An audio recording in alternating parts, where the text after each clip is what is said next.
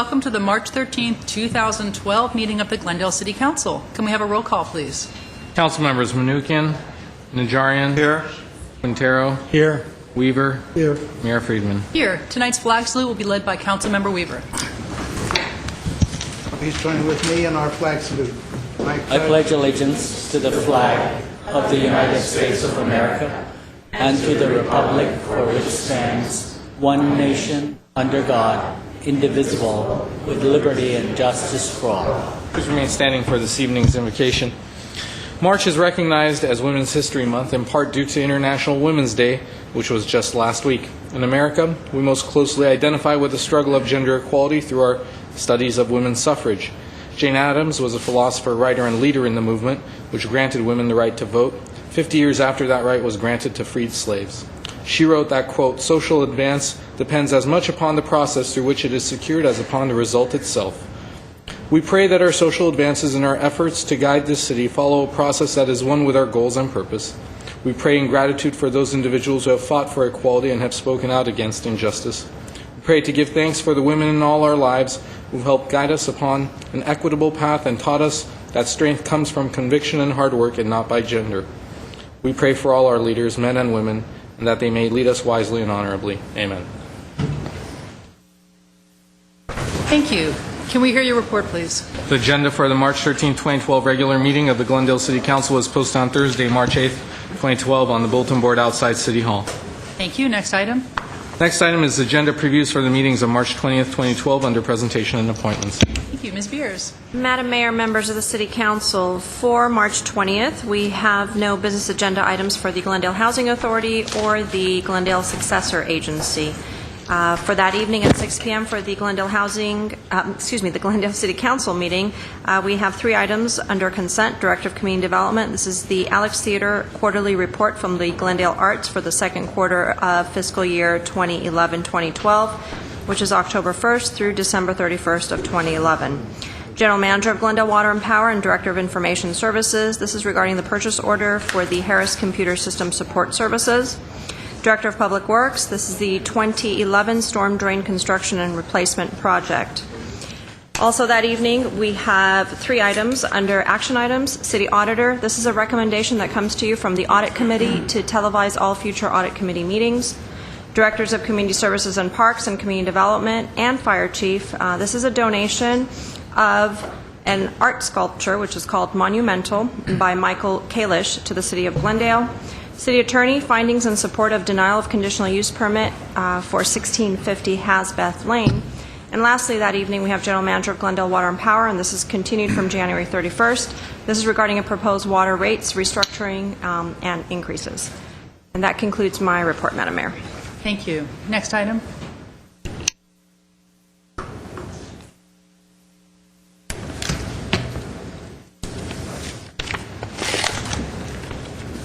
Next item on the agenda at 3B is proclamation designating the week of March 18th through the 24th, 2012 as National Safe Place Week. Thank you. Who do we have here to accept this award? Great. And if you can come up and tell us a bit about National Safe Place Week. This is a very important program and very timely given the situation in our community right now. So I'm very glad to see you here. Thank you, Madam Mayor and City Council members. I have an information kit for our new City Manager. Safe Place is a national program designated by this sign. It is a youth crisis hotline network that Glendale is fortunate to have in the area, where youth can come 24 hours a day, come into any location bearing this sign, or text or go online to receive help for whatever crisis situation they need.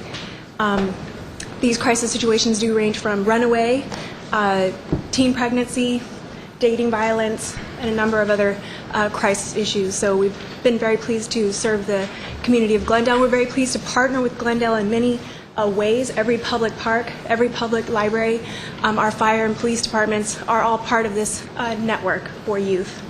We also have a video that we would like to show. Safe Place is a youth safety network. We are celebrating congressionally proclaimed National Safe Place Week and want to spread the word about who we are and what we do. Chances are You've seen our sign around town. Safe Place is a teen crisis hotline which offers 24-hour immediate access to help and safety. We educate kids and teens about being safe and when to get help for problems like abuse, bullying, and depression before they run away. Youth can call, click, or come into a Safe Place site. There, youth can talk about their problems and get advice about help that is available. Support Safe Place by making your business or office a Safe Place site and open your doors to youth in need. Tell the kids you know about Safe Place. So to give you a little more context, back in December we had a youth we were fortunate to present the Safe Place message to during our own Glendale Camp Rosie, one of the teens in the Camp Rosie, and 6 months later, the problems at home, the substance abuse and the alcohol abuse in her household, it was just too much for her. She packed a bag and she was planning on running away for days. She remembered about Safe Place and was able to go to one of the Safe Place locations to get help, guidance, advice, and taken to a shelter. So, real case that happened in our city. So, Perfect, thank you. So I have a proclamation which proclaims the week of March 18th through 24th, 2012 as National Safe Place Week. I'd like to present you. But could you first both introduce yourselves? Give us your name and your organization. sorry. My name's Megan Ravada. I'm the Safe Place Coordinator. I'm from the Salvation Army, the agency that manages Safe Place. And this is my chairperson for the Safe Place Advisory Committee, Norman Mamie. Perfect.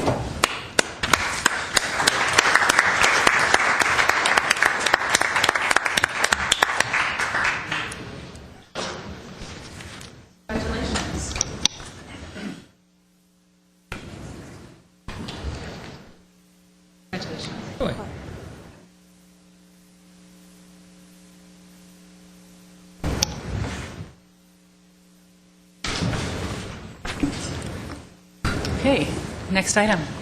At 4 is City Council and staff comments. Okay, are there any comments from council? Yes. Mr. Weaver? One, I'd like to see if somebody, another colleague of mine, would be willing to let staff, when they have the time, don't rush this, consider a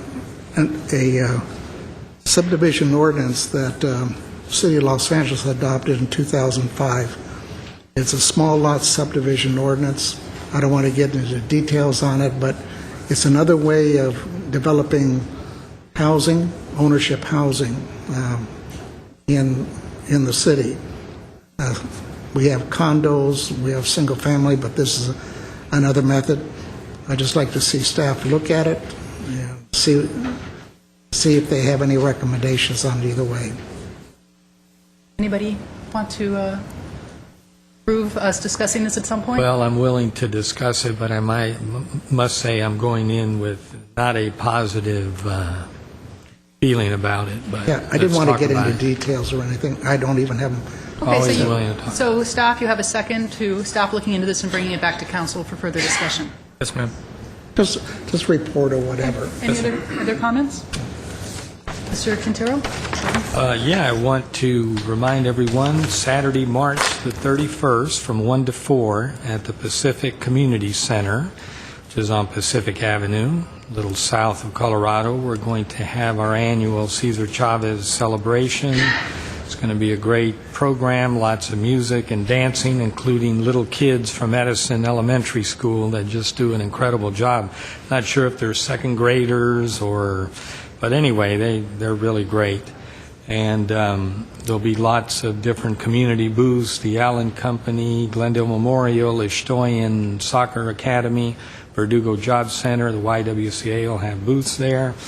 And then the sponsors are also involved. The GLA, Allen Company again, Glendale Memorials is a sponsor. So Saturday, March 31st at 1 o'clock at Pacific Community Center.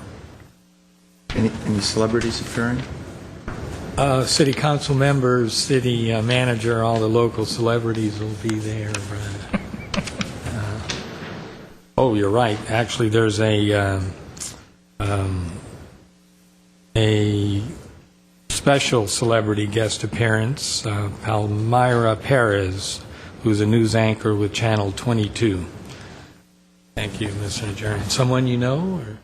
I'm learning my Spanish indirectly through her news reports on Channel 22. Madam Mayor, I would like to mention that both you and myself were at the Downtown Dash. I'll limit my comments to my observations. I know you had a different observation post. I was in the belly of the beast of one of the perhaps several hundred runners who were there. I know the city manager was there. I didn't see much of him. Other than the belly, though. You were more near the tail of the beast. It was really a lot of fun, well organized as usual. It was a great event to highlight downtown, to highlight Glendale Adventist Stroke Center, and the sponsorship, co-sponsorship by, I think the city was partly a sponsor, Glendale Adventist. There may have been one other organization. Downtown Merchants? Downtown Merchants. Some of our businesses were there also. It was very good. And I saw many city staff there. Captain Rock was there with 2 big knee bandages on, and I said, I'm going to teach this guy a lesson. He took off, and we never came back. But the surprise was a group of firemen, firefighters, and they just ran rings. I said, well, what did you guys do before? And one of them was an ultra marathoner. They run over 100 miles. Another one was a triathlete. So I think Captain Rock probably won it for the police department, but I'd like to suggest next year that the police department put up some talent to go against those firefighters. I mean, they were young and they were healthy, and I know they train on a daily basis to be in shape, but it would be great to get some competition. And one other grudge match that I really am embarrassed to talk about, and perhaps this is the only match that Herbert Milano could beat me in, and that's the 5K. He is trained, and he also left me far in the dust. He also, I understand, trains daily and has actually an application on his iPod where it shows all his mileage and his heart rate. So he beat me in that one, but very few other contests does he match with me. I want everyone to know that, if I say so myself. And that was my point of view, Madam Mayor. I know. Well, I have an excuse because I had to start the race, so that's my excuse. I was the last person to start. But time-wise, I don't think I was close to Councilmember Najarian. But I walked and ran with a great group of women, and Elizabeth Manasarian, if you know her, and myself had a sprint to the finish line. And I will say I beat her, I think, by a nose. But it was just a really wonderful event. It was great to see everyone out there, especially all those kids. So, yeah. Well, actually, I RSVP'd and I couldn't attend, but for those in the audience and watching at home, I normally lead the contingent that does a fast walk from the starting line to Porto's.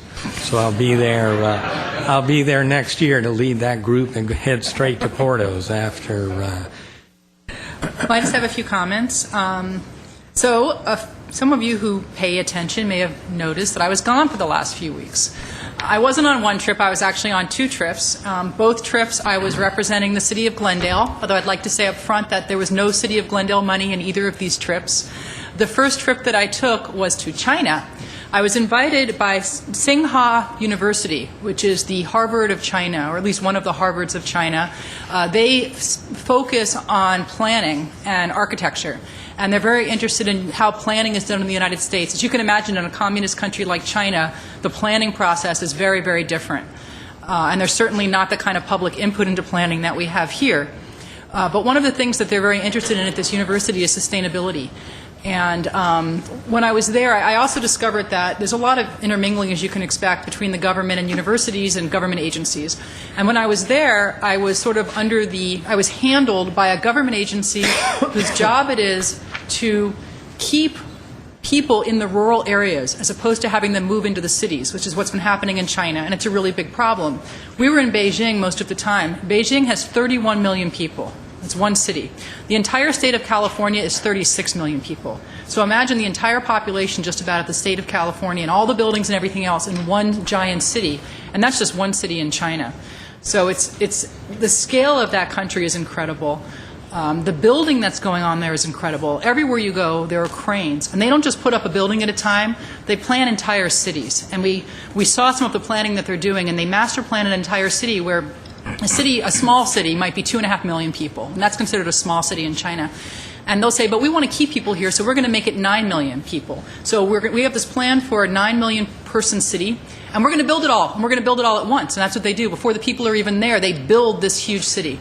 So one of the reasons I realized that I was brought over is because I think that what they're trying to do is to have these smaller cities become sort of sister cities or what they call friendly relation cities with United States cities, in the theory that it gives them cachet and will be more likely for people to want to stay in those cities. That's number one. What the cities are interested in is now that China's opened up, the cities recognize that they themselves, rather than the central government, should have relationships with cities in the United States for the benefit of their local businesses and their local people.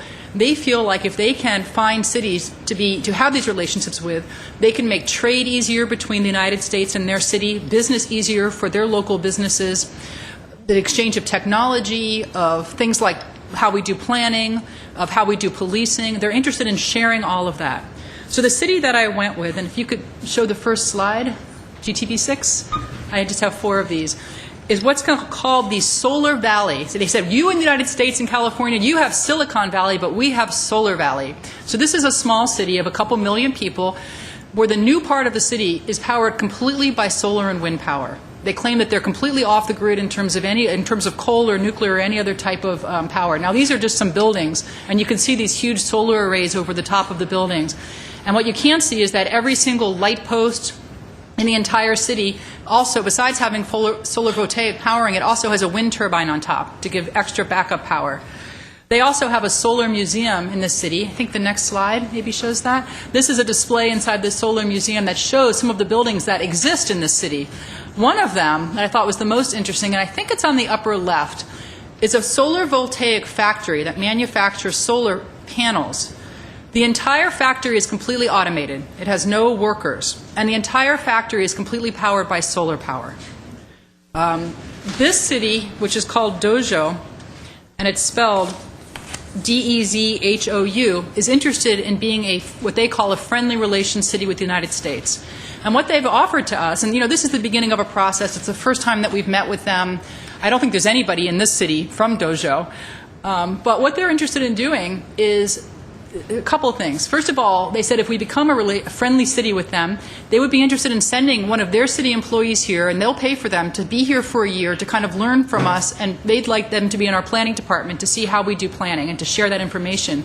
They also offered to send over a solar engineer to help us with any city solar projects that we might be interested in. Of course, they want to sell us solar panels at the same time, but they promise it'll be at a much cheaper rate than we could ever buy anywhere else. So I think it's worth looking into.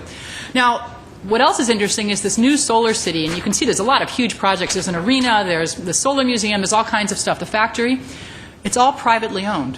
One person, an entrepreneur, multimillionaire in China, built this entire city, which I thought was interesting. And he wants to do a demonstration solar city in California. And he knows where Glendale is. He's been to California many times, and is interested in Glendale.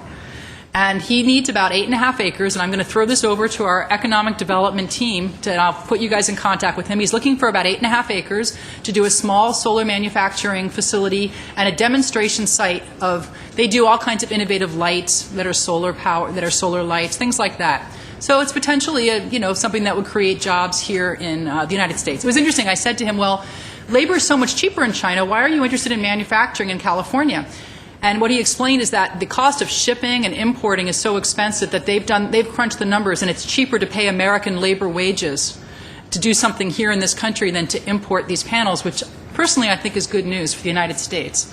So it's something I'd like us to look into. And I think there's 2 more slides. So this slide is the press conference where we're discussing with the local government being friendly relations city.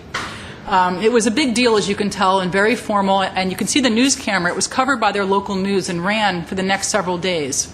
One more slide. And here I am with the vice mayor of the city, and he's giving me a book, which I have here, about the city, and I also gave him a book about Glendale. Something that is hard to explain to these Chinese cities is why a city of 200,000 is something they should be interested in. They don't understand. To them, a 200,000 person city is a village. Like, they kind of want to say, oh, and who is your village elder?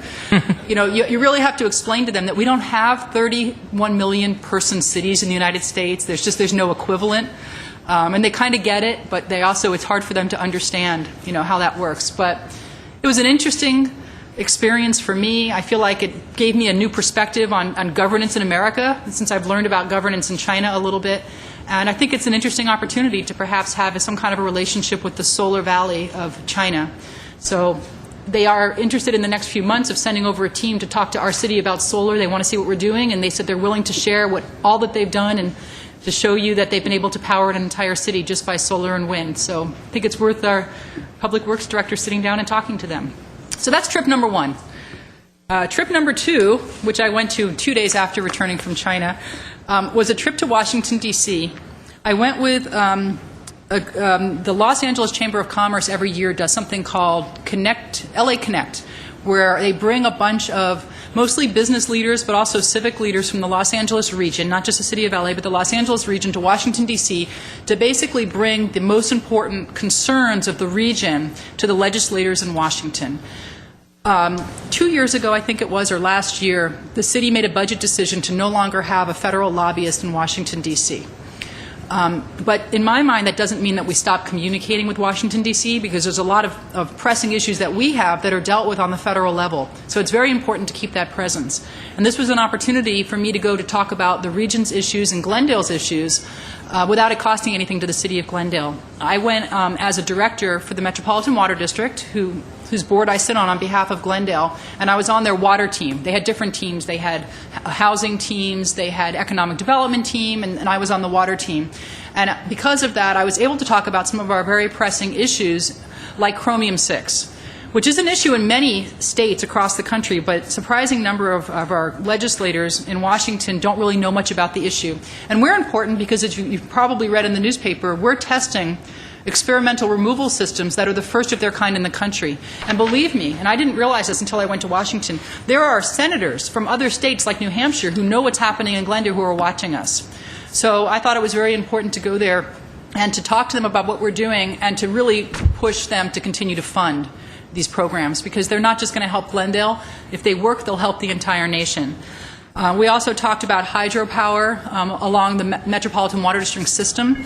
You may not know this, but because of environmental rules that limit the use of hydropower as a renewable energy, Metropolitan, who sells most of the water to Glendale, cannot sell hydropower generated on its existing system because it's not considered renewable. And because of that, your rates that you pay for water are higher than they could be. If that rule was relaxed by the federal government and they were allowed to count more hydropower as renewable, we could sell power at a much better rate and reduce water bills because of it. I think that's something that's worth talking to legislators about in Washington. This was an issue they had no idea about, and a lot of them were shocked to hear this, so I hope that we get some relief. The last thing, and this may be news to Mr. Ochoa and our city management, there's talk in Washington about getting rid of the tax-free municipal bond program, which, yes, roll your eyes, the city relies on that very heavily, but because the federal government feels they lose money, they're talking about not allowing municipalities to sell reduced tax rate bonds, which would be very detrimental to all cities. So that's something else that we talked about there. And I'm just going to very quickly read to you some of the people that I was able to meet with in 2 days so that you'll see what kind of an intense meeting this was. And then I'm done. See, at this point, you probably wish that I was still gone because, my God, she keeps talking. So we met with the Special Assistant to the Deputy of the National Economic Council of the White House. We met with several members of the Obama administration to talk about different programs in regards to nutrition, international trade policies, discussion on job creation and business expansion. But then in terms of individual meetings and meetings with the group, we had a keynote speech from Dianne Feinstein, our senator.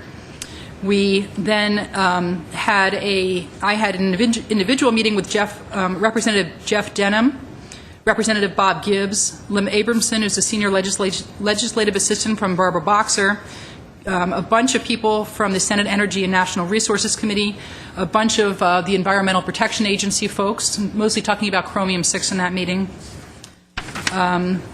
Senator Barbara Boxer gave another speech. I met with Adam Schiff, our congressman, and had a really wonderful meeting with him talking mostly about water issues. He's become very interested in the chromium-6 issue, so it was a great opportunity to really bring him up to date and to hear his thoughts. Senator Jeannie Sheehan, who's from New Hampshire, but the head of the Water and Power Commission, so a very important meeting. The head of staff for Dianne Feinstein, and several others, believe it or not, all in 2 days. So I think it was a really valuable meeting, and we'll see if it actually leads to any legislation that helps give us any relief with any of these issues. Those are my announcements, my communications. Are there any comments from staff? Ma'am, did you want to take one item out of order, or you want to do that in due course? Why don't we do that now before we move on? With the council's indulgence, item 9B is the item that I'm referring to. We had received yesterday information from the appellant of new and compelling information that would perhaps impact the hearing in front of the City Council. The appellant has requested a 90-day extension. We believe at this point a 45-day extension would be appropriate. However, 45 days would put us, or approximately 45 days would put us on a Tuesday that we have slated to cancel the City Council meeting because of Week of Remembrance events that are ongoing in the community. So we are targeting the 1st of May, about 7 weeks out from now, for the reconvening of this particular hearing as it was noticed for tonight. So we would have to continue to date certain if council is amenable. Is it possible to move it to the week before the Week of Remembrance, or is that not enough time? I imagine it would be. I'd defer to the city attorney. All the information is available, and whatever new information the appellant states to have, he can provide that forthwith, and I don't see a reason why the hearing couldn't go forward on the 17th. Okay. So that's a possibility as well. Now, I have 3 cards. Yes. Madam Mayor, if the council wishes to continue to this item to any date, we request that the appellant bring forth the information that they think is compelling for the council by the end of this month so that we could have it in the staff report for council consideration. Okay. That's fine. I have 3 cards, and I'm just asking, are all 3 of you speaking only on the postponement? Because that's the only issue that we're taking up at this time. Okay, well, in any case, I'll call the names, and if you're speaking on the issue, that we're not going to hear any testimony on the issue. The only testimony that we're going to hear is on the postponement itself. So my first card is Adnan Kwari. Do you want to speak, sir? About the postponement, yes, and you'll get 3 minutes to speak. And that will be followed by Fred Lamb. And again, only if it's on the postponement, not on the issue. How's everybody doing, Council? I'm Dr. Corey, by the way. The reason for my request is I need the opportunity to seek professional assistance with regards to this CUP, the conditional use permit that was granted or in the process of being granted. Therefore, the only way I could do that is by retaining professional assistance to help assist me with the issues that are at hand. And like Mr. Ochoa mentioned, certain evidence has arisen, and we need those taken care of by legal counsel. I'm not an attorney and unfortunately can't do that. So accordingly, this is the purpose. I requested the 90 days, but if that's not possible, I'll accept whatever the city council members and you yourself, Mayor, recommend. Thank you. Thank you. Fred Lamb. And then my last card will be Sacco Mercuzzi. Okay. Well, Fred Lamb I have next. Is Fred Lamb speaking?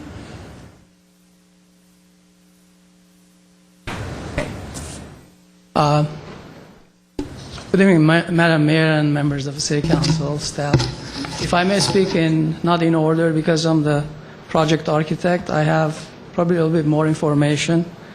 I know that the appellant submitted the appeal application on November 19. That's 4 months. It was not enough time for him to prepare for this case. I think it's just a matter of, playing with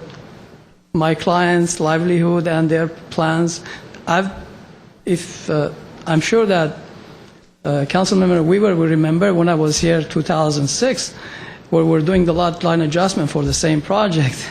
And at that time, I was ready to submit plans for design review, and I found some discrepancies in the as-built structure, so I had to come back and do a lot line adjustment to make corrections to what city had legally permitted, like the pool and whatnot. But this project has been going on for such a long time, since 2004, and now, after 4 months, the appellant has come back and is asking for a continuance. And I've read his request, and to be honest, I don't find any merit in his claims. What he's asking has been hashed out in case planner's review for CUP and the Planning Commission's hearing. And again, he's asking for a continuance. If it's a short time, we'll oblige. If not, I would respectfully request the council to hear us. That's my request. Thank you. Thank you. Will there be any, Mr. Sacco? That's okay. I just have a quick question. Yes. I understand this is dragged on and you want some closure here. Definitely. Would there be any material damage to your client if this was to be held for 3 weeks? No, it's just another 45 days of aggravation. Understand. My plans have been sitting there for years and years, and I guess 45 days, or a date certain, which will not exceed that. I think we can go along with that. I've reviewed the staff reports on this appeal, and I find nothing compelling that would hold you from reviewing this, because everything is there. It's certainly I understand. clear. Thank you. Okay, thank you so Fred much. Lamb want to speak? Madam Mayor, just to make sure anything that comes in new will go to them also, right, for review. How are you, everybody? My name is Fred Lam. I'm the applicant. I come here to express I disagree with my neighbor, Mr. Corey, about the postpone, because I think he is abusing the appeal system, because he already appealed twice already, and I don't see any ground he has sufficient support his appeal. And I have been waiting for a long time. I want to have this case settled. Thank you. Thank you. Okay, that's my last card. Madam, I think the two gentlemen, or actually all three of them, hit the nail on the head with respect to the situation that we face. Out of fairness to the applicant, as well as deference to the appellant trying to present new information, we effectively split the baby and felt that 90 days was too long. But as you heard the representative for the applicant indicate that something less than date certain 45 days could be stomached by the applicant at this point. I think it's even more important to get it right versus get it done quickly, and I appreciate that they understand that. Okay, let me see if there's any discussion from council. Well, I'd like to do it before the 24th. I have no objection to a short continuance. Okay. So, 17th is what I understood you to say? yeah, I think we should keep it as short as we can. Yes, ma'am. Okay, do we need a vote on this? Okay. Motion to continue to April 17th without further notice. Okay. I'll move that. Second.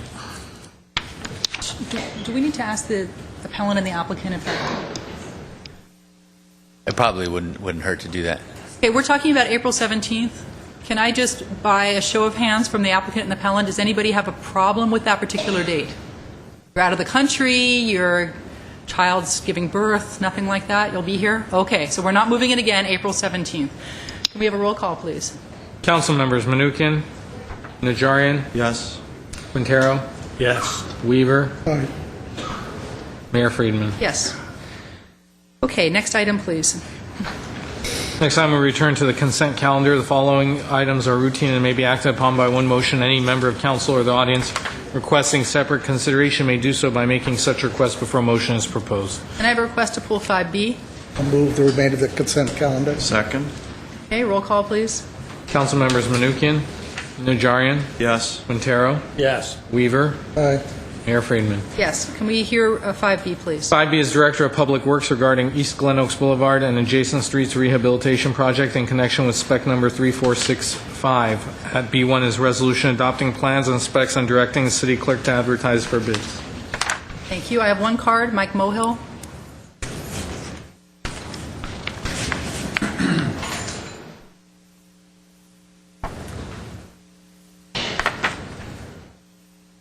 Evening, Mayor Friedman. Welcome back. My name is Mike Mohill. Good evening, council members and the viewing audience. I'm a 34-year resident of East Glen Oaks Canyon, and I feel very fortunate tonight that my neighborhood is going to be resurfaced over the summer. I remember coming before the city council about almost 4 or 5 years ago, and I asked about resurfacing, and I was told, well, kind of like wait your turn or whatever, but I was also advised to talk with the engineering department. I went to the engineering department and they said to me, well, we do resurfacing about every 22 years. And I'm saying, well, I've lived in my area 33 years, or 30 years at the time. And here we are today, 34 years later, finally my neighborhood is getting resurfaced. I feel very fortunate. But I know there are other areas of the city, like La Quinta Boulevard, that needs resurfacing desperately. Riverside Drive and the Rancho area needs resurfacing desperately. Montecito Park area, the residents in that area, also needs resurfacing desperately. Why are we years behind in resurfacing? Now, I understand this money came from the Capital Improvement Fund of the city. I also understand last week, Adams Street was funded by the state of California in a grant form. Why don't we have more money from the city for budgeting for capital improvement? Where has all the money gone over the years that we don't have any money for capital improvement? I know where it's gone, and I'm sure most of the people in the viewing audience know where it's gone. But it hasn't gone for capital improvements of our streets. Every time we hit a pothole, that's going to be a wheel alignment or perhaps an accident. Why don't we put more money into the Capital Improvement Fund rather than into salaries and pensions? Thank you. My name is Mike Mohill. Thank you, Mr. Mohill. Next item.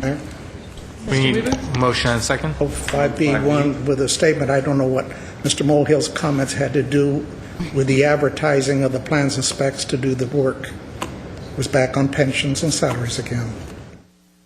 Okay, we have a motion and a second. Roll call, please.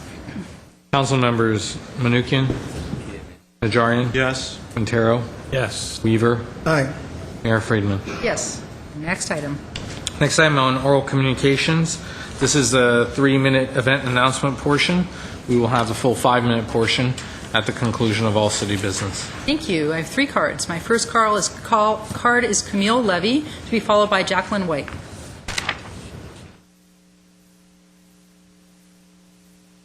Good evening, Madam Mayor, City Council, City staff. I am Camille Levy with Glendale Healthy Kids, and you have a flyer in front of you inviting you to, again, one of Glendale's unique events. Our annual Kids Health and Fitness Expo is being held on March 24th at the Edison Pacific Community Center from 10 to 2. I encourage you all to come, visit, see the kids getting free vision, free dental, all free exams, no charge.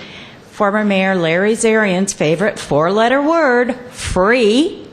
Each child will get a book. We're going to have nutrition activities. If you come at the right time, you might even see me and Greg Zarian climbing the climbing wall. In the spirit of firsts, we encourage all of the viewing audience to bring their children, because we will be providing, through the Lions and the Community Foundation of the Verdugos, eye testing for children ages 0 to 4. Again, it's all free. I look forward to seeing you all out there for the fun and fitness that Glendale Healthy Kids provides to our community. Thank you. Thank you, Camille. Jacqueline White, to be followed by Al Hoffman. Good evening, Madam Mayor, City Council members. I am Jackie White, Executive Director of Family Promise of East San Fernando Valley. We provide shelter, food, and intense case management services to homeless children and their families in the East San Fernando area. I'm very excited to be here today to announce to you our second annual Empty Bowl fundraiser, which will be hosted on March 25th between the hours of 12:30 to 3:30 p.m. at the St. Finbar Community Center. It's our second annual fundraiser this year. It was a great one last year where we partner with local artisans in the community and local restaurants to provide the community with a great fun event where they can come, get a handcrafted bowl, be able to bring that bowl home with them and have a nice meal with their families. So I have a quick video to show. Family Promise of the East San Fernando Valley presents the second annual Empty Bowl fundraiser, Sunday, March 25th at the St. Finbar Community Center, 2110 West Olive Avenue, Burbank, anytime between 12:30 and 3:30 p.m. Tickets are on sale now through a Family Promise representative or by calling 747-333-6081. Join us for an afternoon of food, fun, and community fellowship. Enjoy a bowl of soup, bread, and drinks donated by some of our finest area restaurants. View art for sale by local artists. Win fantastic opportunity baskets and take home a beautiful, empty, handcrafted bowl made by local artisans as a reminder of the hunger and uncertainty homeless families face every day. The 2012 Family Promise Empty Bowl. Together we can end homelessness, one family at a time. So again, if you're interested in tickets, you can please visit our website, www.familypromiseesfv.org. That's a tricky one. Or you can please call Mary Greer at 747-333-6081. Thank you very much. Have a wonderful night. Thank you. And as this group doesn't come here very often, and stop me if I'm not allowed to say this, Mr. Garcia, but I'm on their advisory board, and they're a really great group. Thanks. Al Hoffman is my last card. Good evening, Mayor Friedman and council members and staff. Al Hoffman, resident of Glendale, and also a member of the Glendale Mayor's Prayer Breakfast Committee, and that's my announcement this evening. It'll be a week from next Thursday on March 22nd. Starts early in the morning at 6 o'clock. We open the doors. 6:30 we start serving breakfast, and at 7 we begin the program. We have two people here tonight that will be on the program. Our mayor, Mayor Friedman, she will be addressing us. And Artie is our master of ceremonies, which we're really pleased to have him do that. And that's great. We appreciate him doing that for us. We have a good musical entertainment again. Lisa Eskander, she's a local artist or a soloist. And the Rosemont Middle School, their group, there'll be a string ensemble. They are fantastic, and it's an impressive event. And we, of course, will have our bagpiper, Aaron Shaw, but the highlight will be our keynote speaker, A.C. Green from the Lakers, and he's really into youth activities and supporting youth. And I'm hoping that we get a lot of people supporting the youth that attend this event. And the tickets are $25. We did have to raise it this year, but tickets will be available at the door, or you can contact any of us on the committee. We'll be happy to get you a ticket. I'm sure Artie will have many of them here for you. So, okay, so looking forward to seeing you all there, and it's a great event. It's a very inspirational event.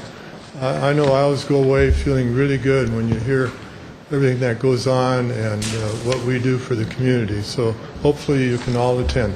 Thank you. Thank you, Mr. Hoffman. That's my last card for this portion of World Communications. You know what? Let me break into the line and talk briefly about the state of the city. The Chamber of Commerce on Thursday at 11:30 at the Hilton will be having their annual State of the City. Our mayor will be receiving an award and also speaking. So it's going to be a great event. Thursday, Glendale Chamber of Commerce event at 11:30 at the Hilton. Okay, next item. Next item moving along at adoption or under action items at 8A is Chief of Police regarding Los Angeles Interagency Metropolitan Police Apprehension Crime Task Force LA Impact. At 8A1 is resolution approving LA Impact Joint Powers Agreement, authorizing city's membership in LA Impact, and authorizing execution of the Joint Powers Agreement. Captain? Madam Mayor, members of council, Mr. Cho and staff, Captain Mike Rock, Glendale PD. Inaugurated on July 1, 1991, the Los Angeles Interagency Metropolitan Police Apprehension Crime Task Force, otherwise known as LA Impact, is a compilation of numerous federal, state, and local law enforcement agencies in Los Angeles County whose primary focus is to investigate major crimes with an emphasis on dismantling mid to major level drug trafficking organizations. The task force was founded by the LA County Police Chiefs Association, who currently act as the board of directors. LA Impact is considered to be an innovative and progressive crime task force, in large part because of the wide range of its members' abilities and expertise. Many of the task force members are seasoned investigators from a myriad of different disciplines who possess expertise outside the realm of narcotic enforcement. This enables LA Impact to provide a diverse range of investigative services in the areas of property crimes, financial crimes, and crimes against persons, in addition to narcotic enforcement during times of mutual aid by requesting entities. LA Impact's primary area of expertise is narcotic enforcement. The task force is known for its surveillance capabilities and possesses the most extensive surveillance resources in California. LA Impact has specialized proficiency in the following areas: major drug trafficking organizations, money laundering, clandestine laboratory investigations, transportation, and parcel interdiction, and gang enforcement.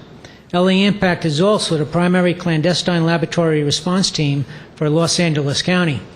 Previously, LA Impact operated pursuant to a Memorandum of Understanding. The Glendale Police Department has in the past been a member of LA Impact, and we operated under the terms of that MOU.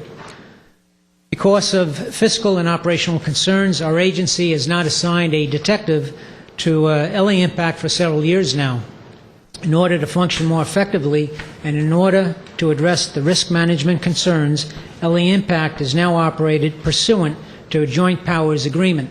And the significance of that is that now LA Impact has the ability, and has done so, purchased insurance to indemnify themselves in the event of any litigation. The aim of the Glendale Police Department is to rejoin LA Impact for a variety of reasons. First and foremost, as you're aware, realignment is a concern of the Glendale Police Department and law enforcement in general. And our participation in LA Impact, we feel that Impact acts as a force multiplier. There are 30 organizations that belong to Impact. So for our one detective, we get the use of 30 other detectives.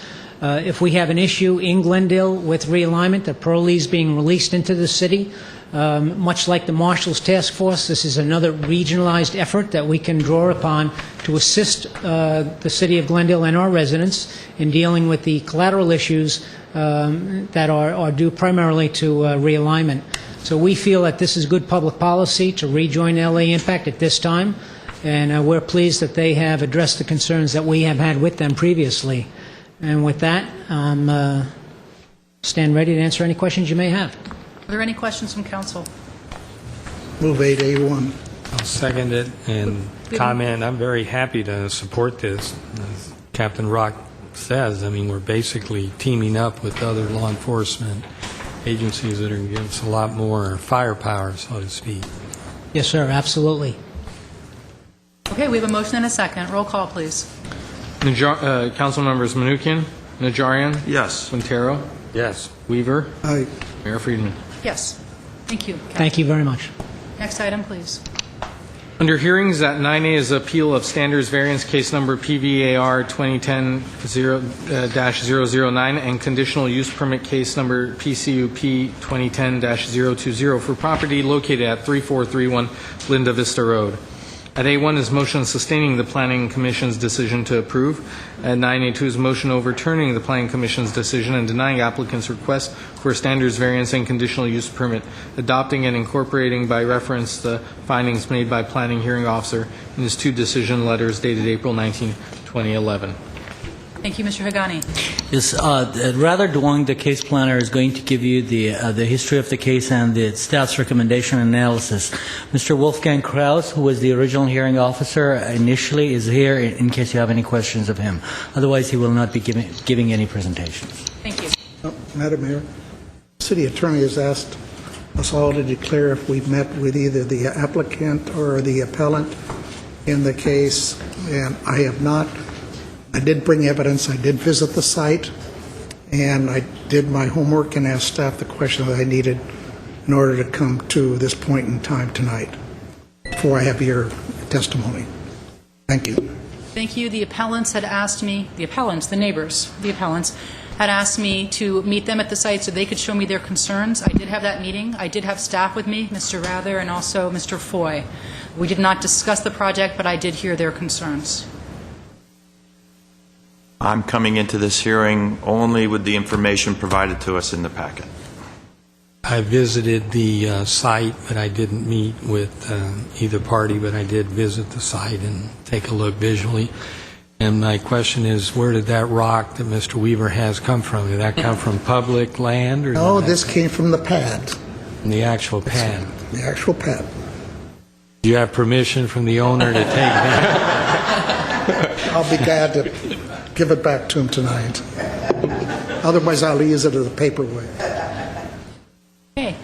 Good evening, Mayor Friedman and members of the City Council. Again, my name is Rather Duong. I'm with the Community Development Department, Planning Division. This item before you and for your consideration is a Council Appeal or Planning Commission Approval Standards Variance, case number PBAR 2010-009, and Conditional Use Permit case number PCUP 2010-020 at the subject site located at 3431 Linda Vista Road. The applicant is proposing to construct a new one-story, 3,158 square foot residence and an attached 2-car garage. The standards variance is required for the proposed driveway slope, while the conditional use permit is required for the slope of the lot and the amount of grading. As for the standards variance, the code established threshold is 20%. The project is proposing a 25% driveway slope. Prior to 2004, the zoning code permitted 25% driveway slope. The intent of this change was to make the access to the resident easier. As for the conditional use permit, the maximum established average current slope threshold per the zoning code is 50%, while the lot's average current slope is 52%. And for the maximum grading threshold, the code limit is 1,500 cubic yards, and the proposed grading is 1,573 cubic yards. The subject site is a 4.72 acre lot. It has a flat building pad at the top of approximately 13,000 square feet. The existing driveway slope varies from less than 20% to more than 27%. There are approximately 20 oak trees on this site. The majority of these trees are located along the driveway. 2 of the trees will be removed. The creation of the pad and the driveway was issued and approved under grading permit number 456, which was issued on April 14, 1964. However, the house was never built then. This is a location map of the subject property. The site is bounded by 3 streets: Buckingham Road, Figueroa Street, and Linda Vista. The driveway is accessed from Linda Vista Road. The site is irregularly shaped and it slopes up on all sides except on the east side. This is an aerial view of the subject site showing the existing driveway, which is down here, and the building pad. The appellant's property is to the east of the building pad, which is highlighted for you. Here are photos of the pad itself from different vantage points. These are photos of the driveway. The top right-hand photo is the driveway approach at Linda Vista Road, and the bottom left photo is the driveway at the top of the building pad. The applicant is proposing through the CUP to develop on a 52% average current slope lot. The lot, as I stated previously, slopes up on all sides except one to an existing building pad. Also, the applicant is proposing through the CUP to grade 1,573 cubic yards in order to recompact the artificial field and to smooth out the driveway surface. There will be no export or import.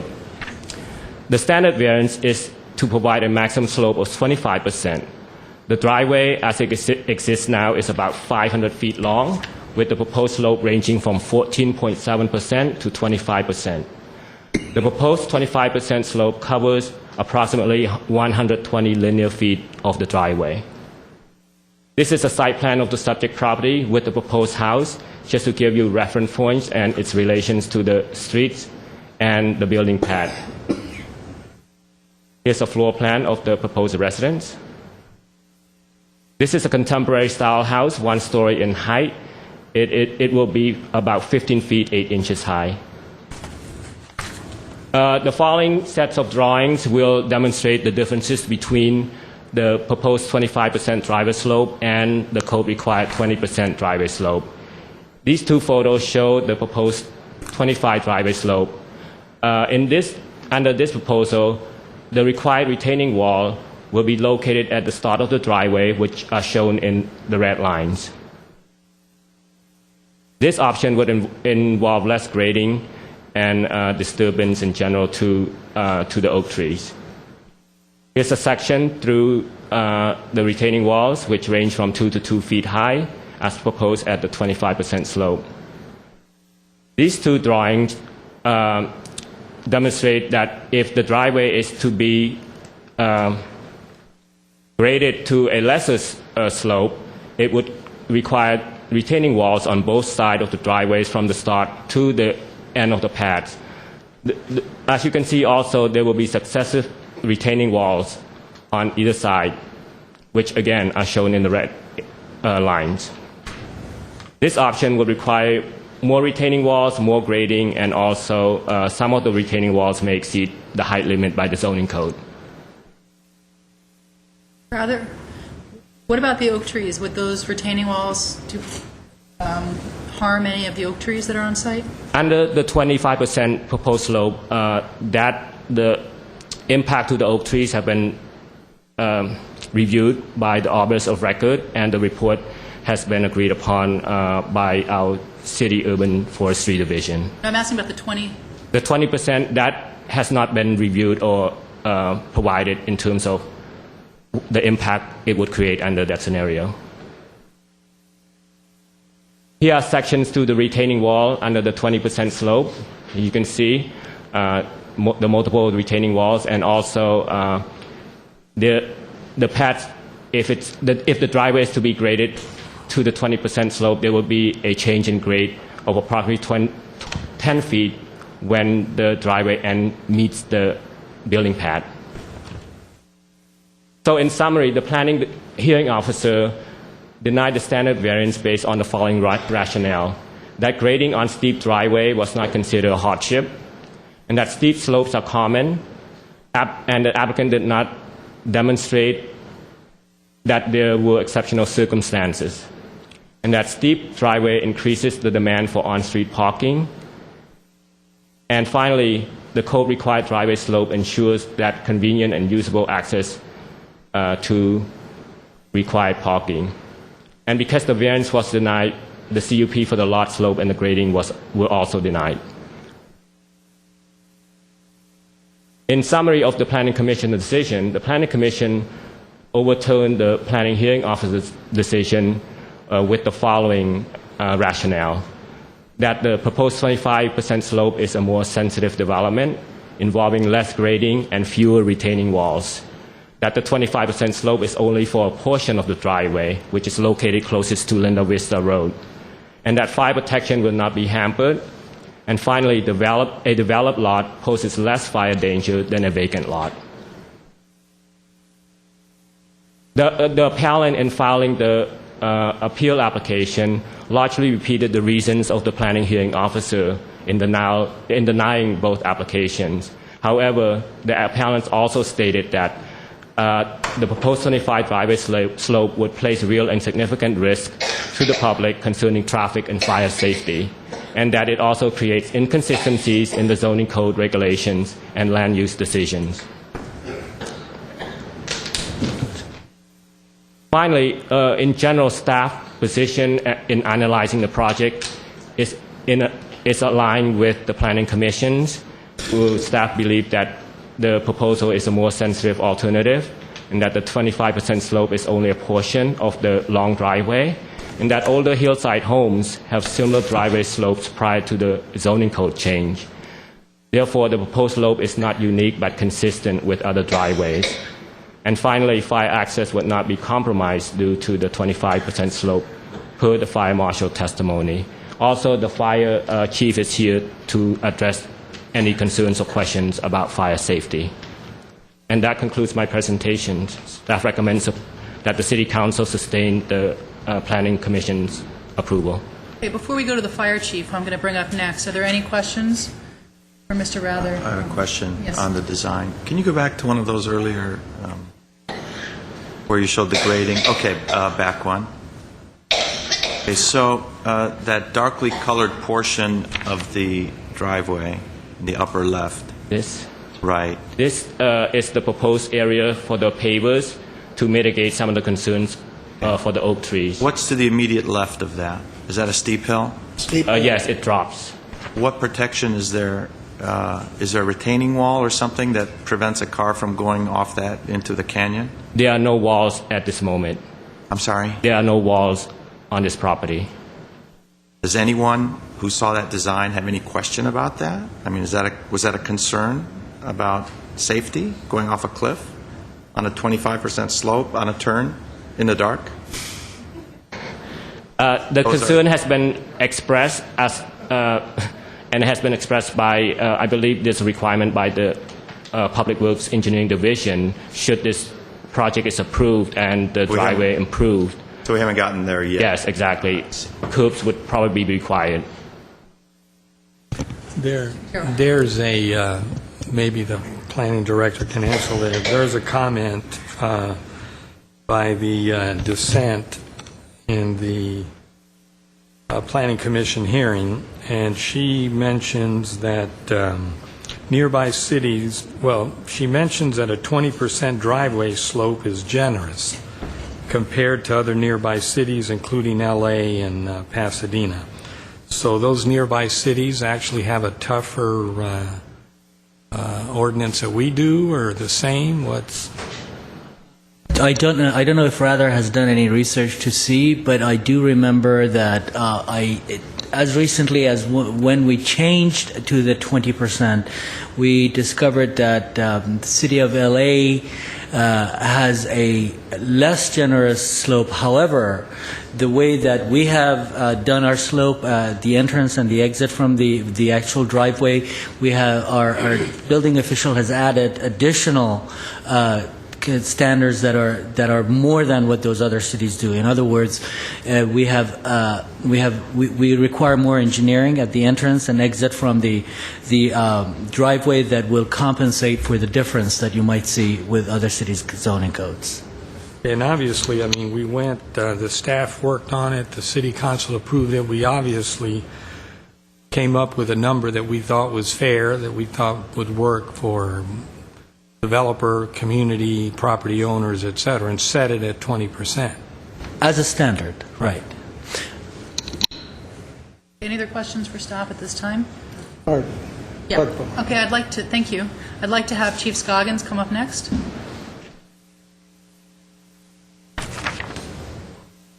Because fire issues are very tantamount in this particular appeal, I'm hoping that you can give us an overview of your feelings about the 20 versus 25%, because to be clear, that's the issue here. As far as I see it, is the 20, versus that's the appeal that we are hearing. So if you can talk about that. Sure. Good evening, Madam Mayor, members of the council, and city staff.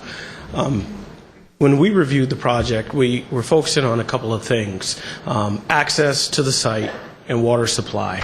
Those are two big ones for us. We know the home is going to be built to be fire safe with sprinklers, and it's being built in, if it's allowed to be built, in a wildland urban interface area in a high fire hazard severity zones. So we know the home's going to be built safe if it's allowed to be built. The driveway is approximately 538 feet long. There is an area that's a bit of a bottleneck that shrinks down to 12 feet, but we look at it from a different perspective. If there is a fire at the home or a fire racing up to the home, it may not be best for the fire department to place a fire engine up at the site. Well, what does that mean? Well, in a brush fire, that western slope and that southern slope, if a fire did run that way, would put us in a pretty bad spot. So our requirements that we asked of the applicant was to put a standpipe in, a 2.5-inch standpipe from Linda Vista up to the property location, because it may not be best for us to put a fire engine up at the home. So that's not one of our concerns on placing a fire engine at the top. One of our major concerns is EMS, for example. If there's an EMS call at the location, the last thing we want is a gurney being rolled down a driveway with a pretty steep slope like that. So our rescue ambulances can make it up that slope. If it's a 25% grade, wouldn't be an issue. There's sufficient room at the top to turn around for our rescues. But it wouldn't be the best for our fire engines to be up at that location. Some of you may remember we had a fire last summer on Linda Vista, a bit to the west of there, and it was actually a downhill slope. We made a choice not to drive our fire engine down that downhill slope. We stretched lines from Linda Vista down to the structure to fight the fire. It would be a similar type of operation. We're focusing on the safety of our personnel is always paramount. All of our company officers out in the field know that, and that's what they work on daily. So are you saying that whether it's 20% or 25% doesn't make a difference, or does it make a difference in terms of your its fire safety? It doesn't make a significant difference for the fire safety for us. One of the things that this home actually would bring to the area, and it was spoke on briefly, is it would bring the additional brush clearances around the home that isn't there now, that would span down the hill approximately 100 feet. It would have to remove all the dead trees, limb up all the other trees. It would create a bit of a different fire break than there is there right now. So we look at all these different things when we evaluate these type of projects. Questions? Well, just a 12-foot width on a driveway, I'm sure you don't want to drive a fire truck up in that.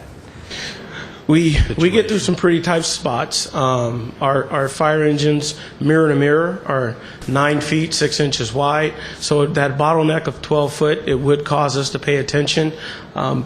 But for me personally as a chief, I'm not concerned. As you may remember, about a week ago, we had a fire at the top of the mountain in Brand Park. We drove our fire engines up the top of the motorway at midnight with no lights to get to the top of the hill there on Los Flores motorway to attack the fire from the top, and firefighters hiked up from the bottom. So we get through some pretty tight spots. So that would be a concern. It would cause us to pay a great deal of attention, but we have our engineers are professionals. Other questions? Well, Chief, we have to be careful. I know the 2 deaths from the station fire were 2 firefighters who did not successfully navigate a narrow road and fall down a canyon.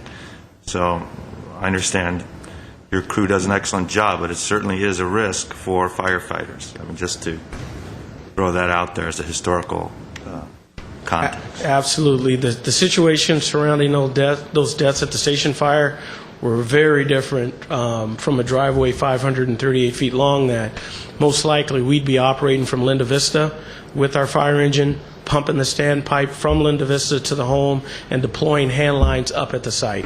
So a very different situation, and the amount of fire that could actually race up to that single home versus the amount of fire that was racing up to the camp where those 2 firefighters went off the end of the road.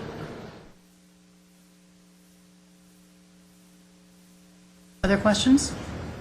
Thank you, Chief. We may call you back. Okay. There's one other staffer that I'd like to ask a who's question. I'd like the city engineer to come up. You can just state your name for the record. Madam Mayor, members of City Council, Rubik Olanian, City Engineer. Well, then, do you have the grading file with you on this project? Council Mayor Weaver is right here with me. Yesterday, in doing my homework, I went over to engineering to look at the grading plan. The appellant had already been there, and we received a long email from them afterwards saying that it was erroneous, that it was not in compliance with code and never been approved, whatever. I looked through the file. I'd like you to verify it to me. I found a letter from the city engineer, Mr. Holland, that said the grading and the road was all done according to code and approved. Council Mayor Weaver, that is correct. And I also looked at the plans for the grading and the road, and he indicated a road 14 foot in width at that time. And all I could see on there, except at the very bottom, was a 20% grade. Were you able to verify that, or did you see a different slope on there? Council Mayor Weaver, that is shown on the plans as maximum 20% slope. 20%. Which makes me wonder why we're here tonight with the applicant saying it's 27%, when in reality, for the most part, it's 20%. You also have the capability over in engineering with new technology to take a point from one point to the other on an aerial map and calculate the slope in an instant, correct? Councilman Weaver, yes, we do have the pictometry software that assists us in calculating grades. I had that done for every reach, the entire length of the road, and the answers came back 20%, except at the very end down there we go around that tight bend.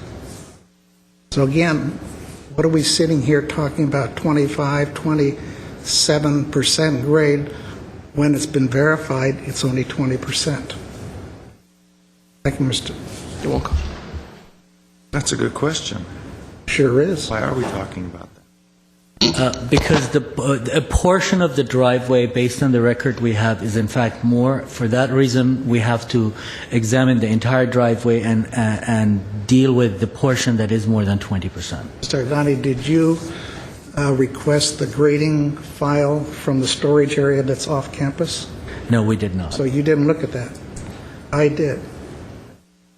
Well, let me ask this. If it would come back, if the desire of council is that the slope be a code and be 20%, and it turns out that it is a 20%, then they don't have an issue if they can deal with the bottom part that maybe is above, correct? Engineering has not looked at the plans yet. Can I hear from the city attorney? I'm sorry. Madam Mayor, members of council, if it was indeed 20% and the council did not approve the variance, then they could go forward with the project, assuming they can make it all code compliant.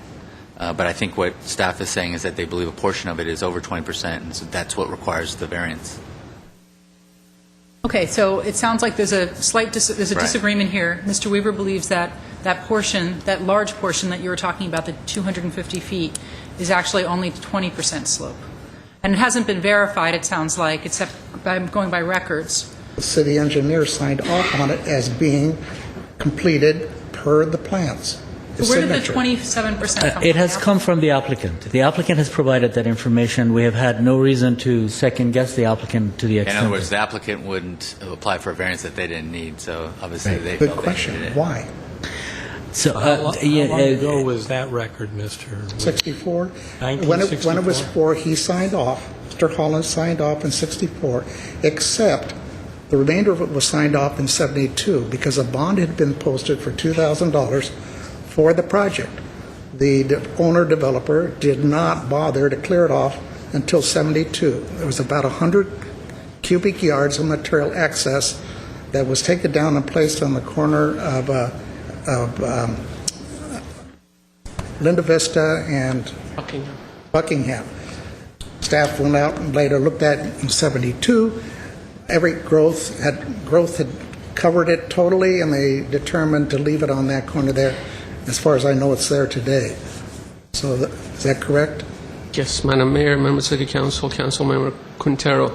The final grading plans were approved by then City Engineer in 1964, and as Councilmember Weaver indicated, in 1972, the bonds that they were holding at the time was released because that's when they requested the release. And in 1964, there's compaction certification and there's grading certification that the driveway was built in accordance with the approved grading plans, which indicated no more than 20% cut slope. And that also has the city engineer's signature on the plan. Correct. Okay, well, in any case, we're not going to solve that issue here right now, but it sounds like that could potentially be good news for the applicant, because if council goes with option 2 and overturns the Planning Commission's appeal and it turns out that the slope is indeed 20%, or if they can prove it's 20% based on this record, then they're code compliant and they can move forward because they don't need a variance.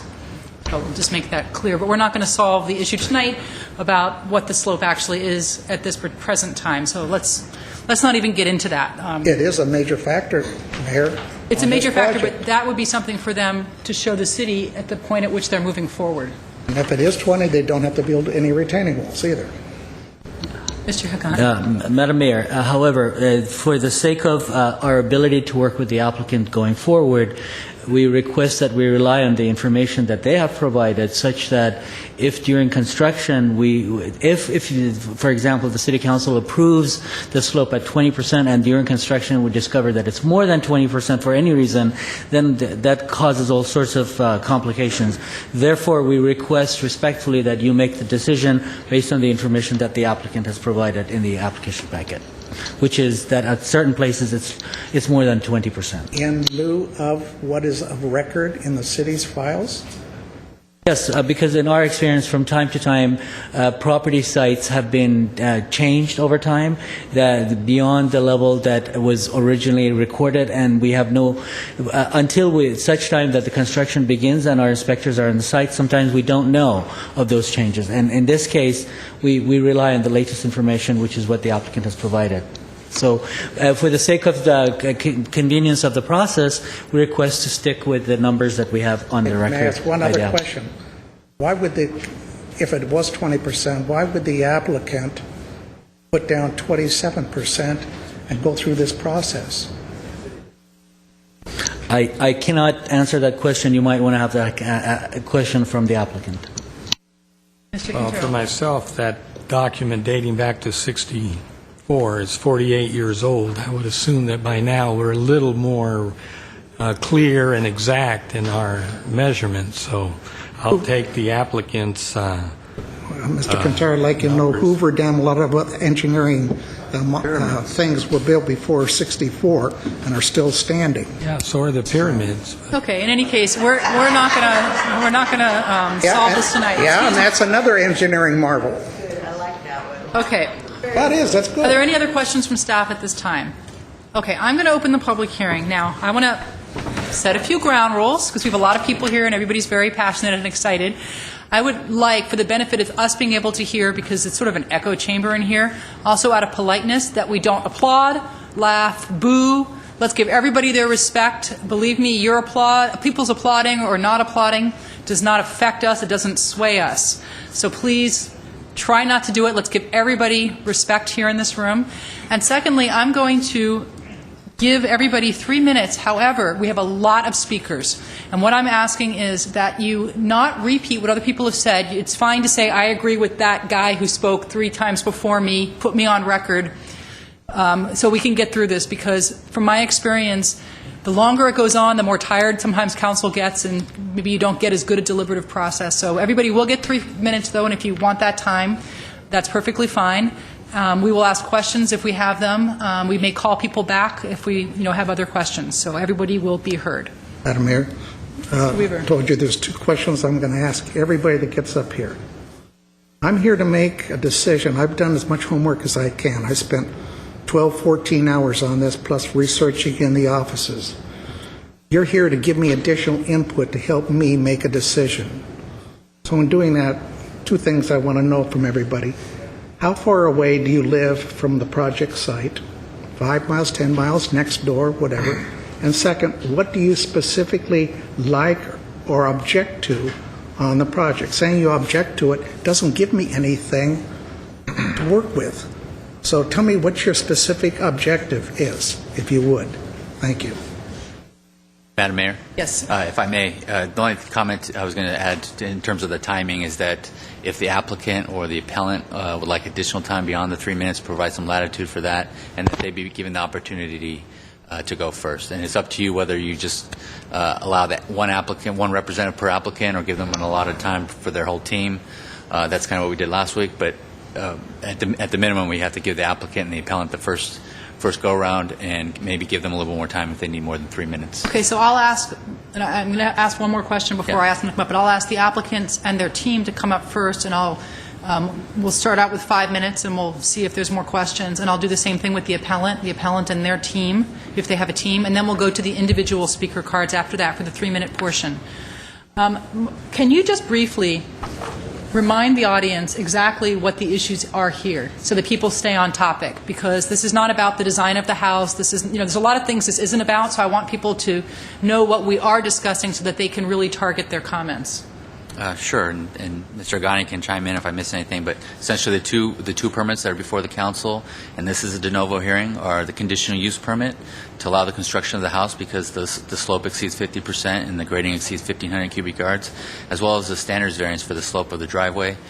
So those are the primary issues that are at play. I would note that under our code, consistency in general with the site planning with the hillside design guidelines are an issue that the council can consider, so the speakers would be entitled to address those issues as well. The house itself will go before the design review board if the council does approve it, and so that there'll be an additional level of review beyond tonight's hearing. And does the design review board also have authority over any retaining walls, design of the driveway, that sort of thing? To the extent that the design review board is aware of at the time that when things go forward. However, I must say in this case, the decision to allow the proposed slope or not would give some indication of how many retaining walls might be necessary, and the DRB would be able to get some of that information. Right. I would add that obviously the DRB has review over site planning, those sorts of things, but if the council approves a variance allowing a 20% slope, the design review board wouldn't have the authority to say, no, go back and make it 25%. Right. So that's an example of where their authority would be limited by your decision tonight. Okay. Now, these cards are not necessarily in order, so I'm going to call up Ed Hagobian first, and if there's anyone on your team you want to bring up, and then I will ask the appellant. Is that Palma Vicente? Yeah, your card is somewhere in here, but I'll find it. Thank you, Mr. Hagobian. I'm going to give you 5 minutes. Good evening, Mrs. Mayor and council members. I would like to ask for more time than 3 minutes because there is a lot. I said 5 minutes. 5 minutes. Okay. Regarding the slope, we have a licensed surveyor that has done the survey, and we took that survey point by point, and we calculated the slope. We submitted these plans to the city because planning department required us to do this. I have highlighted wherever the slope exceeds the 20%. We have up to 28% slope in this existing driveway. So this is a formal document. The surveyor is a licensed surveyor. I would like to hand this to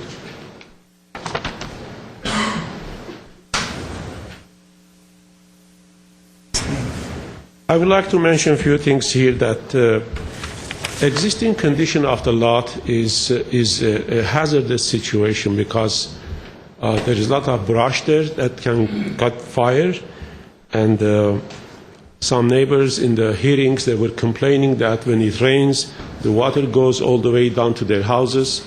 This lot does not have an engineered drainage.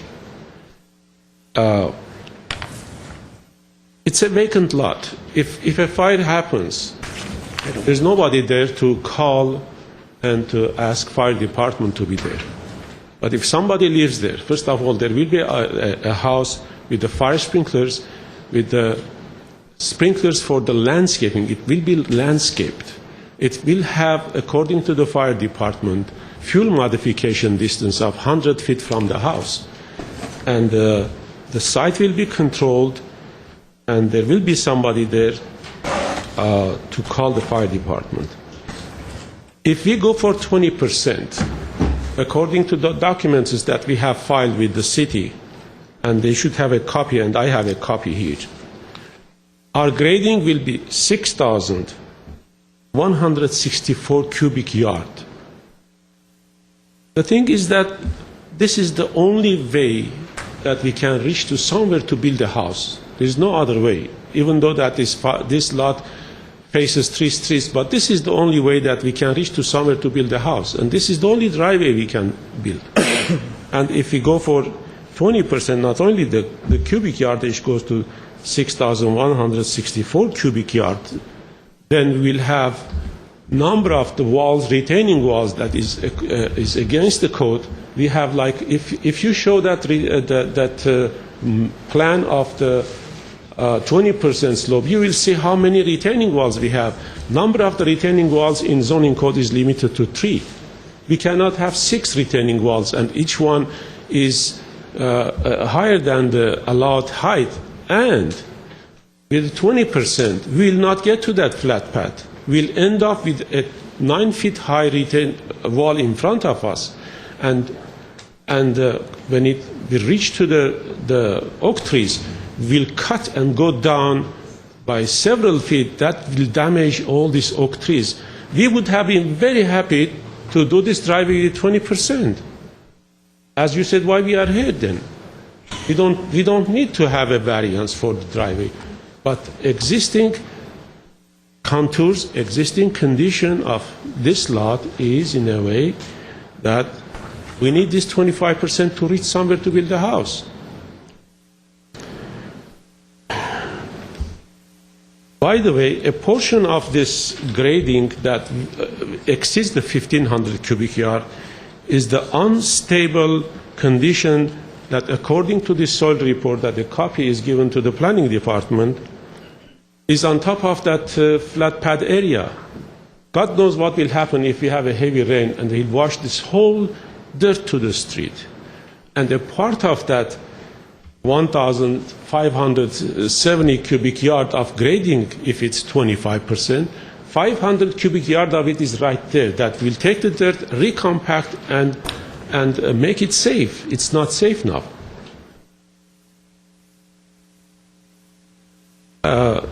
Then 25% slope is in 3 locations.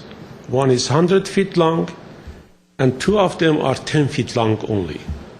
Now, if in a location the driveway width is narrow, that's just one location. Immediately it opens up after that and before that. And the reason How much more time do you think you need? Well, I need much more time, maybe another 5 minutes, because there is a lot to talk about this project. Okay, we'll just do 5 minutes. Okay, thank you. Maybe I make it less. The hearing officer says that people will park their car in the street. Can you imagine that you park the car in the street and walk 550 feet, 25% slope or 20% slope to reach to the house? I drove my car there several times, and I had no problem to drive. The thing is that now there is a chain link in the front of the property, so some other people cannot drive into this property in the night time, in the time that is not controlled. But that chain is a hazard by itself. If a fire happens and somebody has a kind of car or truck, or they want to approach to this property, they cannot. The chain link is there. So a combination of this hazardous situation with regards to not having a drainage, not having a control on the dried bush, and not someone to be there is creating a situation where if we cannot have a 25% driveway, we cannot build a house, there will be nothing there. It will stay as is and have been for a long time, and it's a hazard there. Now, why in the first time when we went to the hearing, we didn't prepare the thing that hearing officer wanted us to have?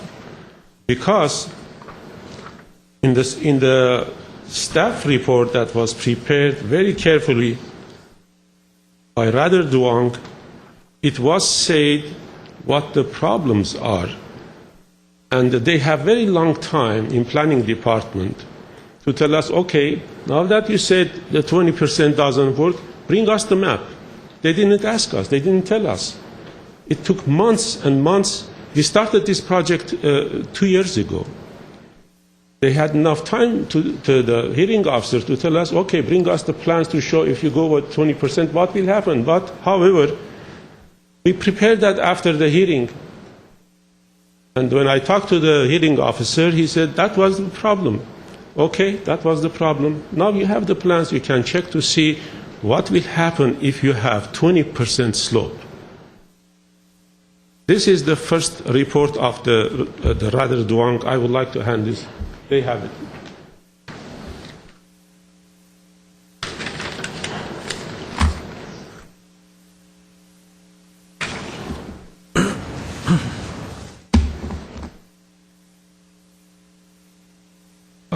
I had some questions regarding the construction of the house. How you are going to carry the construction materials to the top of that hill. Heaviest material is concrete. And I talked to 3 contractors actually to see how do they do this. They said capacity of a concrete truck is 8 cubic yards average, usually. Goes sometime up to 10 cubic yards. But if you ask for 5 cubic yards, then it will be lighter, but that's not the only solution. 5 cubic yards will be lighter and the truck can climb that 25%. But that's not the only solution. There are some other solutions, which is to pump. The booms can pump up to 500 feet, linear feet.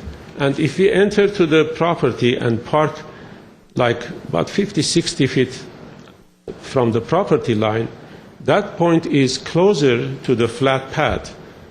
That distance can be like less than 200 feet.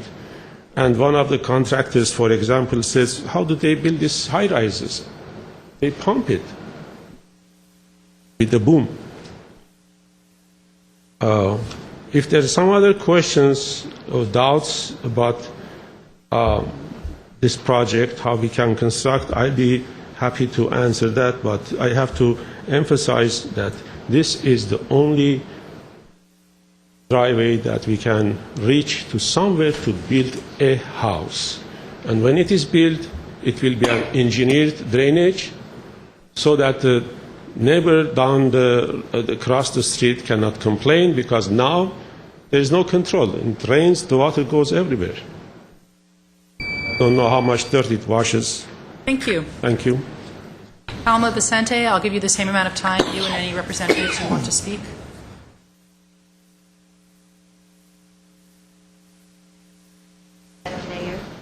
Members of the City Council, I do just want to take a little bit of time to let you know that I thank you for your time, for listening to us. I've prepared a very short video because the majority of the time that you've given me to speak, I would like our representatives to speak instead. But I would like to introduce a group of concerned neighbors, even though my husband, John Vincenti, and I are the official appellants, but we are representing a very large group of very concerned neighbors and other people who live in Glendale, all homeowners in Glendale, and I'd like them to stand so that you will see how many people are extremely concerned about public safety, as Mr. Vincenti and I are. Thank you.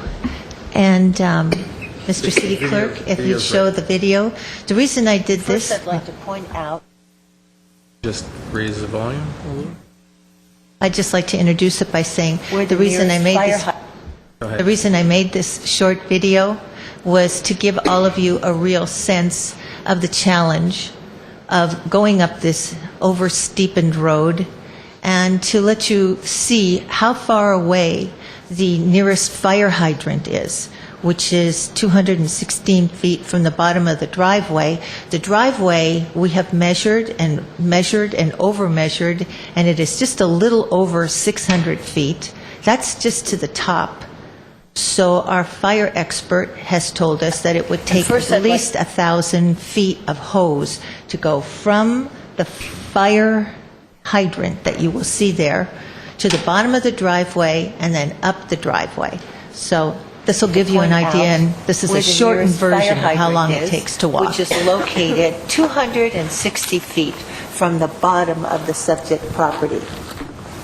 A fire engine would park at the bottom of this fire access road. And as you can see, there's really not much place to park up this over-steepened road. At this grade, it's 27.5%. This is the steepest part of the road. You're getting a pretty good idea of what a challenge this would be to firefighters responding to a call here where a fire engine cannot deliver emergency services. Laying hoses from the fire hydrant that I pointed out, plus carrying ladders, hatchets, chainsaws, ventilating fans, sometimes in the dark, sometimes when it's raining, with full fire gear on their backs. And that wasn't even the top of the hill yet. I'd also like to point out that because of the new EMS delivery system in Glendale as of the 9th of this year, all paramedics are now on 4-man engines. So the first responder for an emergency call, for an emergency medical call, is going to be coming on a fire engine because there is no fire ambulance at Station 23 up in Chevy Chase Canyon.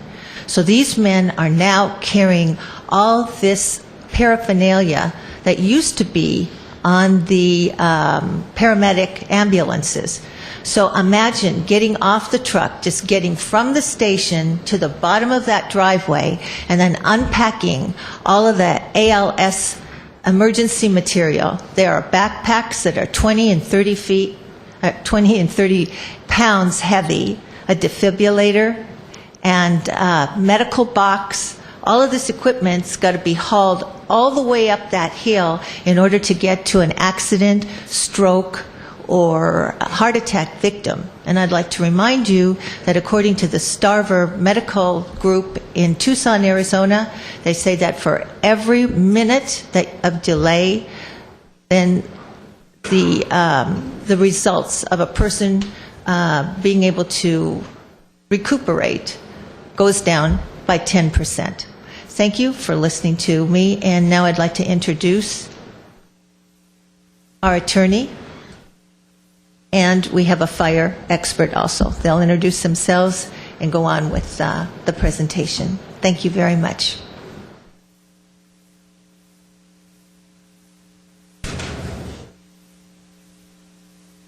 Good evening, Mayor Friedman and members of the council. A couple of house cleaning items. I assume my late to arrive letter made it into the packet. And as Could you part state of your the name record- for the record, please? Yes, I'm sorry. Arnold Graham of the law firm of Graham Vogie in Glendale. I've been at my office here for 25 years. And I am representing Mr. and Mrs. Vicente and several of the other neighbors in the area. Again, back to my question, is my letter part of the record? All right. It is. Second house cleaning item. It's my understanding that Mr. Weaver will be recused from voting because he's received contributions from the applicant or the applicant's representative within the last year. What? Within the last year? Yes. I haven't run for office since 2001. Your record says that they've had contributions, sir. From who? Mr. Agopian gave you contributions. Maybe back in the election of '09. I'm not going to argue. I'm just saying what the record is. And if the record says that, you have to recuse yourself from voting in Do this I have matter. to recuse myself, Mr. City Attorney? Members of council, Madam Mayor, Mr. Weaver, if you've received a campaign contribution from the applicant within the last year, No, then not a then you penny wouldn't. from anybody. I'm not running. Good try.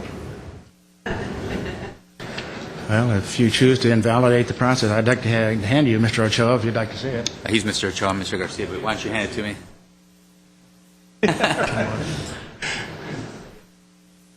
Oh, yeah, he did run in the last year. 2011 election. Oh, I'm familiar with this. Better get going. Your time's running. All right. Thank you very much. Let me get on to the issues of the in dispute here.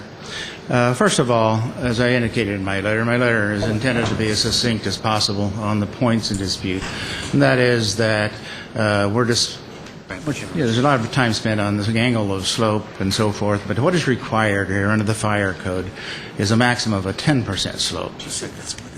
This is not a driveway. This is a fire access road. By definition, under the Glendale Fire Code, anything more than 150 feet in length has to be a fire access code, and it has to meet the legal requirements of fire access road. One of those requirements is that it is 20 feet in width, and it also has a maximum slope of 10%. The fire chief can excuse that to some amount, but it still has to be within reason. So that is the starting point in this discussion. Nevertheless, it is not a driveway. The so-called building pad, the so-called driveway that went through some sort of a process in 1964 does not create a vested right as a matter of law. There's nothing vested there. There's nothing to vest that processing in the city's entitlement process. There was nothing constructed in relation to it, and we all know by construction law, in order to have something that is vested, it has to be foundations poured and something that is out of the ground. Obtaining some sort of a permit does not vest it in an applicant. In addition, however, it was never complied with in the first place, because on the face of the plans, had people gone through the files like we did, they would have seen on the face of the plans that the maximum requirement of the slope, if it were a driveway, which it isn't today, and it wasn't then, but nevertheless, if it were a driveway, it would have a maximum slope allowance of 20%. Well, by their own admission, they're over 20%, so it never complied. In addition, it's required to be, the pad is supposed to be properly compacted. The fill has to be properly placed and it has to be compacted. They've indicated in their own papers that it is not properly placed and compacted. They gave an underestimate of 10%. Our expertise indicates that the entire pad would have to be removed and replaced for it to ever be legal. That does not create a vested right as a matter of law. Again, as we noted, the width of this access road has to be 26 feet. They can't achieve that under this present configuration. They can't achieve that without substantial grading. They can't achieve that without additional retaining walls. So the projection to you, ladies and gentlemen, that there's only going to be X number of yards of movement of earth is false. That cannot happen with a properly constructed and properly developed pad on this lot. More to the issue is this council cannot waive the standards. You cannot legally waive the standards. Chief Scoggins has suggested to you that he would allow his men and women to go up into an area without protection of his own equipment. That's outrageous, absolutely outrageous. And I suggest to you, if you were to approve that substandard methodology, that liability comes right back to the city. You cannot waive standards. They've been legislated. They are not waivable, and this city council does not have that authority to do that without taking upon itself liability of its own, perhaps even criminal liability, because it is so severe.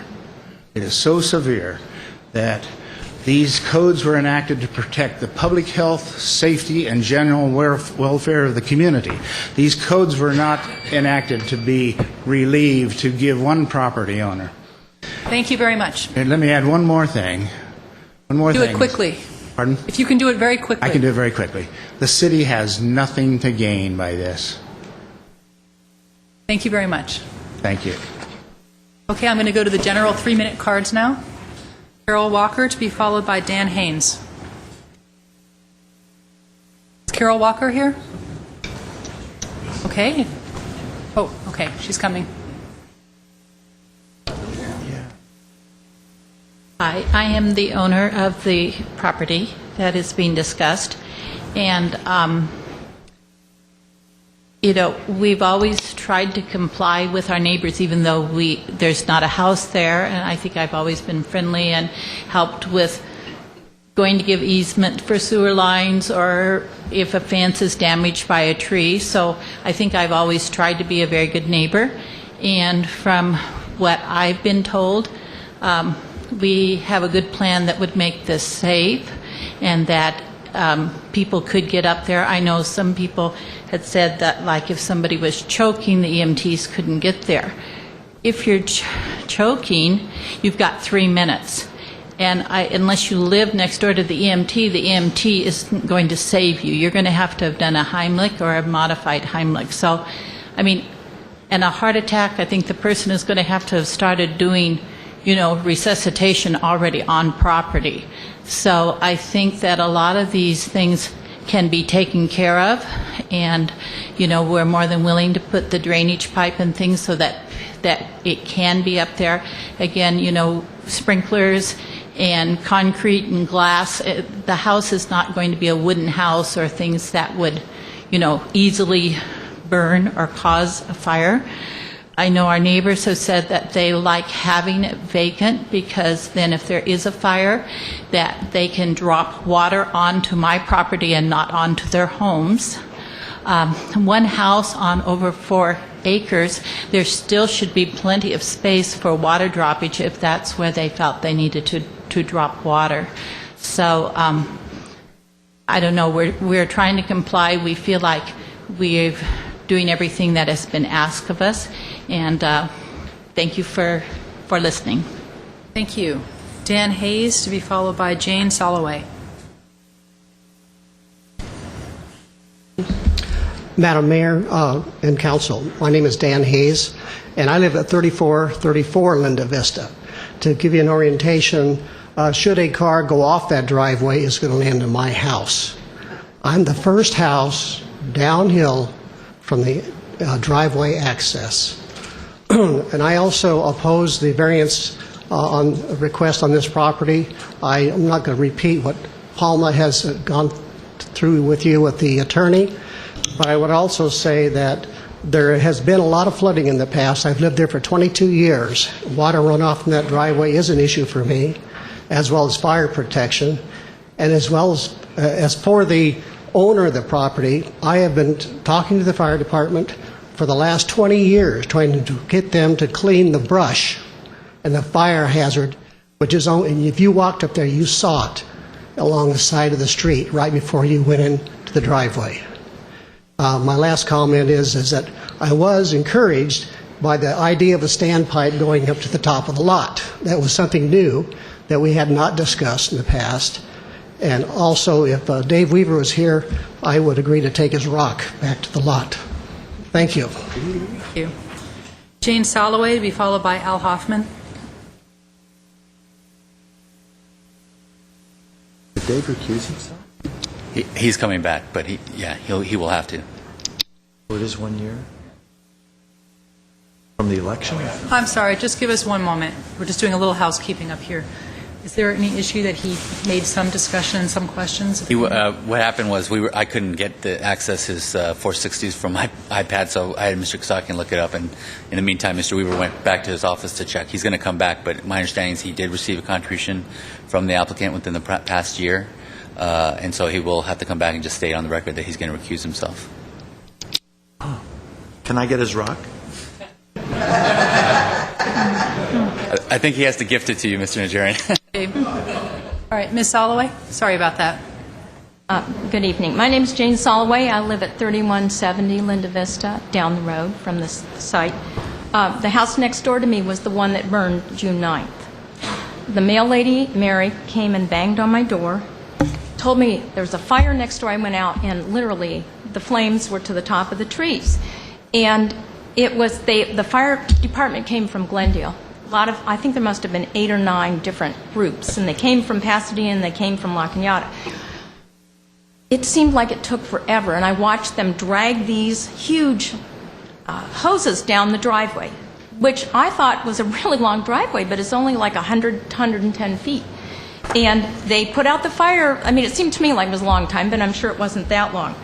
But when the fire was out, I started to really get upset, and I still get nervous thinking about it, because it's not just, I've got replacement value on my home, but it's not just what people lose. So I think there is an issue here with possible fire issues, but it's not so much about the law, to me, as it is about what's right.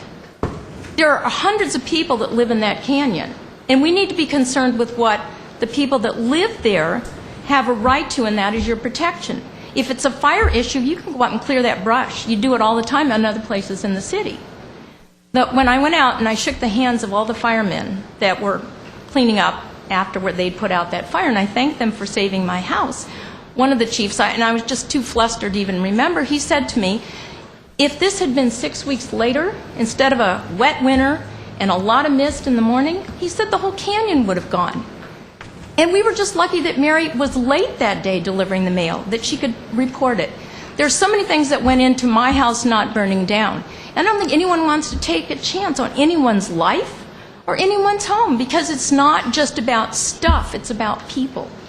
So I think that the consideration, I know that the owner wants to build a safe home. That's not the issue. The issue is this necessary? Is this what's really good for our canyon? And I don't think it is. I think you need to think about what's really important and not about, is it the letter of the law? I know that's what you have to concern yourselves with, but the big picture is we don't need another big home at the top of the hill. We might need to clean it off. And that driveway is incredibly steep.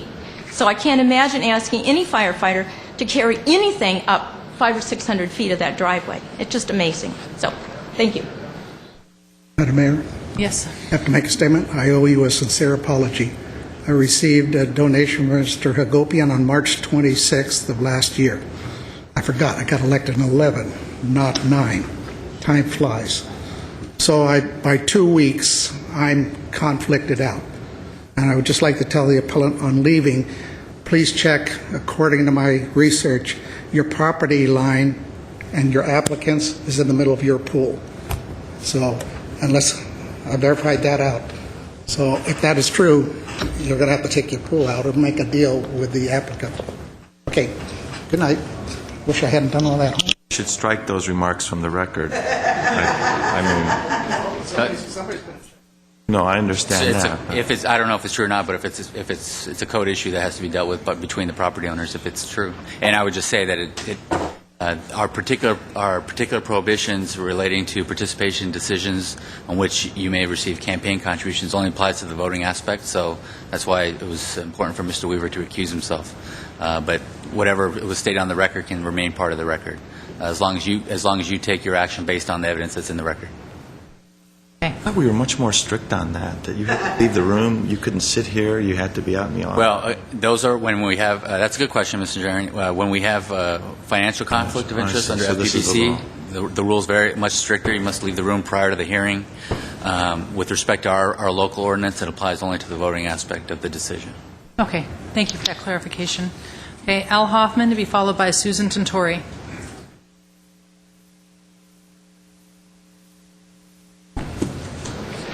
Good evening, Mayor Friedman, council members and staff. Al Hoffman, resident of Glendale. I'm here based on the fact that the appellants came to our Glendale Homeowners Coordinating Council meeting last Monday, and they presented this case to us for the first time. And I'm here supporting them in their effort to stop this development. From what I've heard tonight, I think it's just amazing that, it's 48 years ago they tried to do this and nothing has been done. Now all of a sudden they want to do this. I think there's something that needs to be investigated. I think you need a lot more data. From what the Vincentis have presented, there's a lot of issues here, and I don't think they've been really addressed. And I think the point was made, why does the city of Glendale really want to do this? I think there's too many issues on, we shouldn't be doing it. I have a concern, if they build this house up there and it's way up on this road, what if they have a party and a lot of guests? And they're coming down at night, this road, as Councilman DeJurian pointed out, gee, what if they happen to hop a curb or something and go over? That's a danger. And could they have people leaving at night up there? What if they have a party and there's alcohol served? My gosh, you're treading in a lot of lawsuits here by allowing this project to go through. And I really strongly recommend that you deny or support the appeal and deny this approval of this project. Thank you. Mr. Hoffman, I have a question. Pardon? Did the coordinating council invite the applicant to come and give their viewpoint before the coordinating council decided to support the appellant? Pardon? Did the They're homeowners... a member. They represent I just Estates. asked a question. When the appellant came to present their case to the coordinating council, did you invite the applicant to present their case as well before No, they you made a came. We decision? never heard of the case before. I told you that. Okay, that was my question. And I'm representing the Chevy Chase Estates is a member of our coordinating council, and we support each other, and that's what we do. Oh, so it was the Chevy Chase Homeowners Associations that presented to you, not the appellant? Yes, they were. Okay, you said the appellant. They were all there. There was officers there. I can't remember their current president is. Maybe leave my. Okay, that's okay. I appreciate the President. clarification. You had said the appellant came, so I thought you meant. They are the appellant of this case. No, We the heard Chevy about Chase it. Homeowners Association is not the appellant. That's an individual. Okay, I understand. Well, I mean, they present, and there was a whole bunch of people from Chevy Chase there, not just Mr. and Mrs. Vincenti. No. A whole lot of people spoke and said this was a problem. And I agree with them, and I believe that we're supporting them in their effort to stop this, as we've had Okay, so thank you, many of Mr. these Hoffman. Thank you. past. Susan Tintori, to be followed by Kenny Tintori.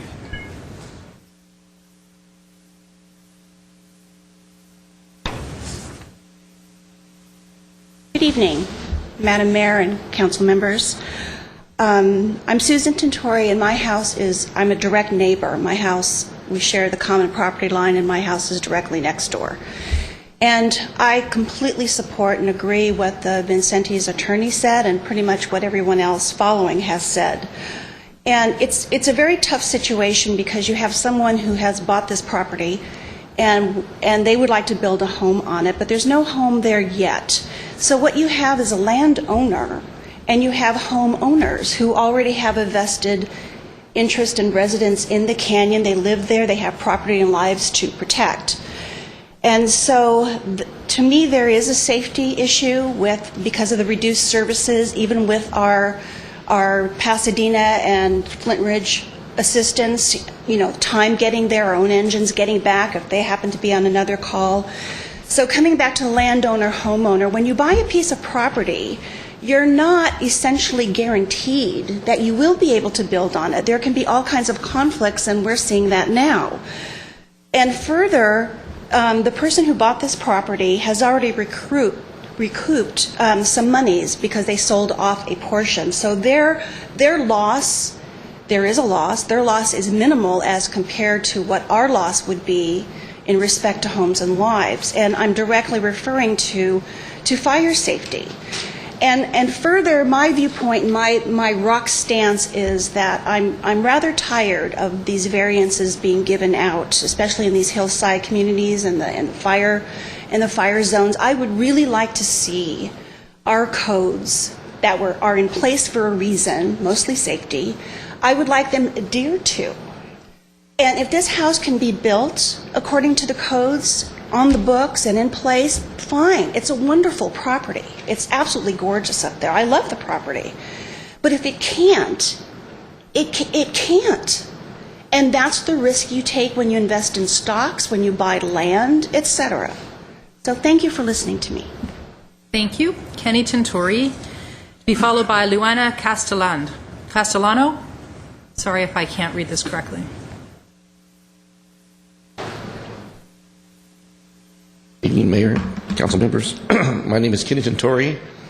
Susan's my wife. We live at 3441 Linda Vista, which is just south of this property. My concern is safety, as everyone else is saying, and on the response time of a fire department. I talked to a retired engineer who lived in my area, who was an engineer for my fire station up there for many years, and like the chief said, they would never have put an engine up that road. It's just too dangerous. So they'd fight the fire from the bottom, which means you haul all your equipment up that road, which is a very steep grade, 600 feet at least, and you're talking about ladders, hoses, any other fighting equipment. Besides doing all that, wearing the big boots, the big turnouts, oxygen tanks, you need all that up there. You can't fight without it. It takes a lot of manpower to get that up there. And if the first engine isn't in the station, it's a long way away. And to get more manpower, you're talking about more time. And so you just can't fight a fire from 600 feet away effectively.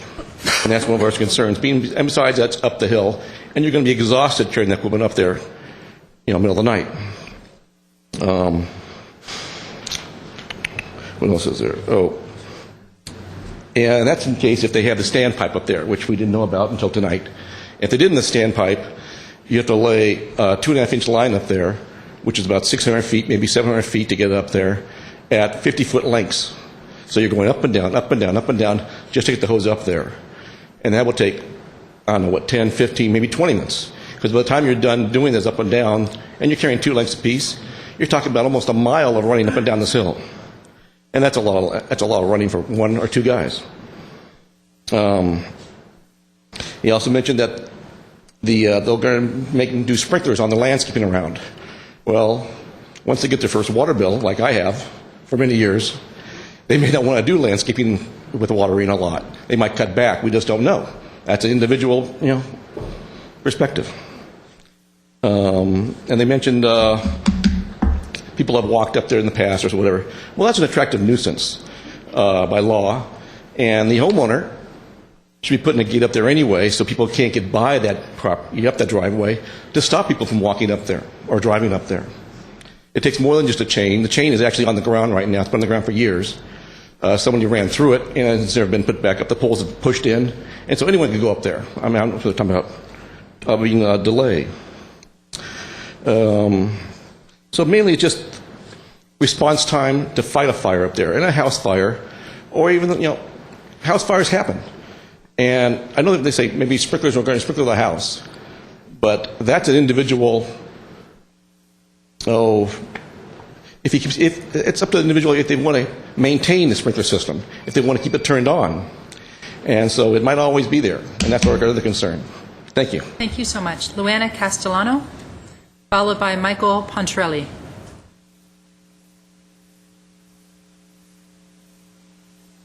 Hi, I work very close to this location at Flint Ridge Sacred Heart Academy, and I'm familiar with the surrounding areas, and I oppose the idea of the safety of the neighborhood and continuing the beauty of the location. I think this is the concern I have, strictly from a healthy environment, and I just have to say that. I oppose it. Thank you. Michael Pontarelli, to be followed by Kurt Johnson. Hello, my name is Michael Pontrelli. I'm a longtime resident of the area. I've been in the area for 48 years. During that time, I have seen all the floods, mudslides, and the fires. And one such case of fire occurred on this very property in question. It was quite a long time ago. It was probably in the early 70s. Contrary to what the fire department stated, at that time, what happened was they could not go up that driveway. They went down the adjoining driveway of the neighbor's house, put their trucks in their front, in their driveway, and they ran their hoses along the side of that house to that lot. They could not go up the driveway. I witnessed the embers flying up the hill as that fire raced up that hill. And it wasn't a pretty sight. Fortunately, at that time, there was nothing there, just brush burn, and the fire department did their job very well, keeping it from spreading to homes or expanding any further than it had to go. The argument of landscaping, all that, yeah, it may help, but it wouldn't stop it. And again, you're talking from somebody who's seen it. The whole area, the fires in the whole area, and it is a very unsafe area. I would not want to live there. I mean, it's a beautiful place, but just for fire reasons, I personally would not want to live on that lot. Thank you. Thank you. Kurt Johnson, to be followed by James Murphy. Okay. James Murphy, to be followed by Jeffrey Roden.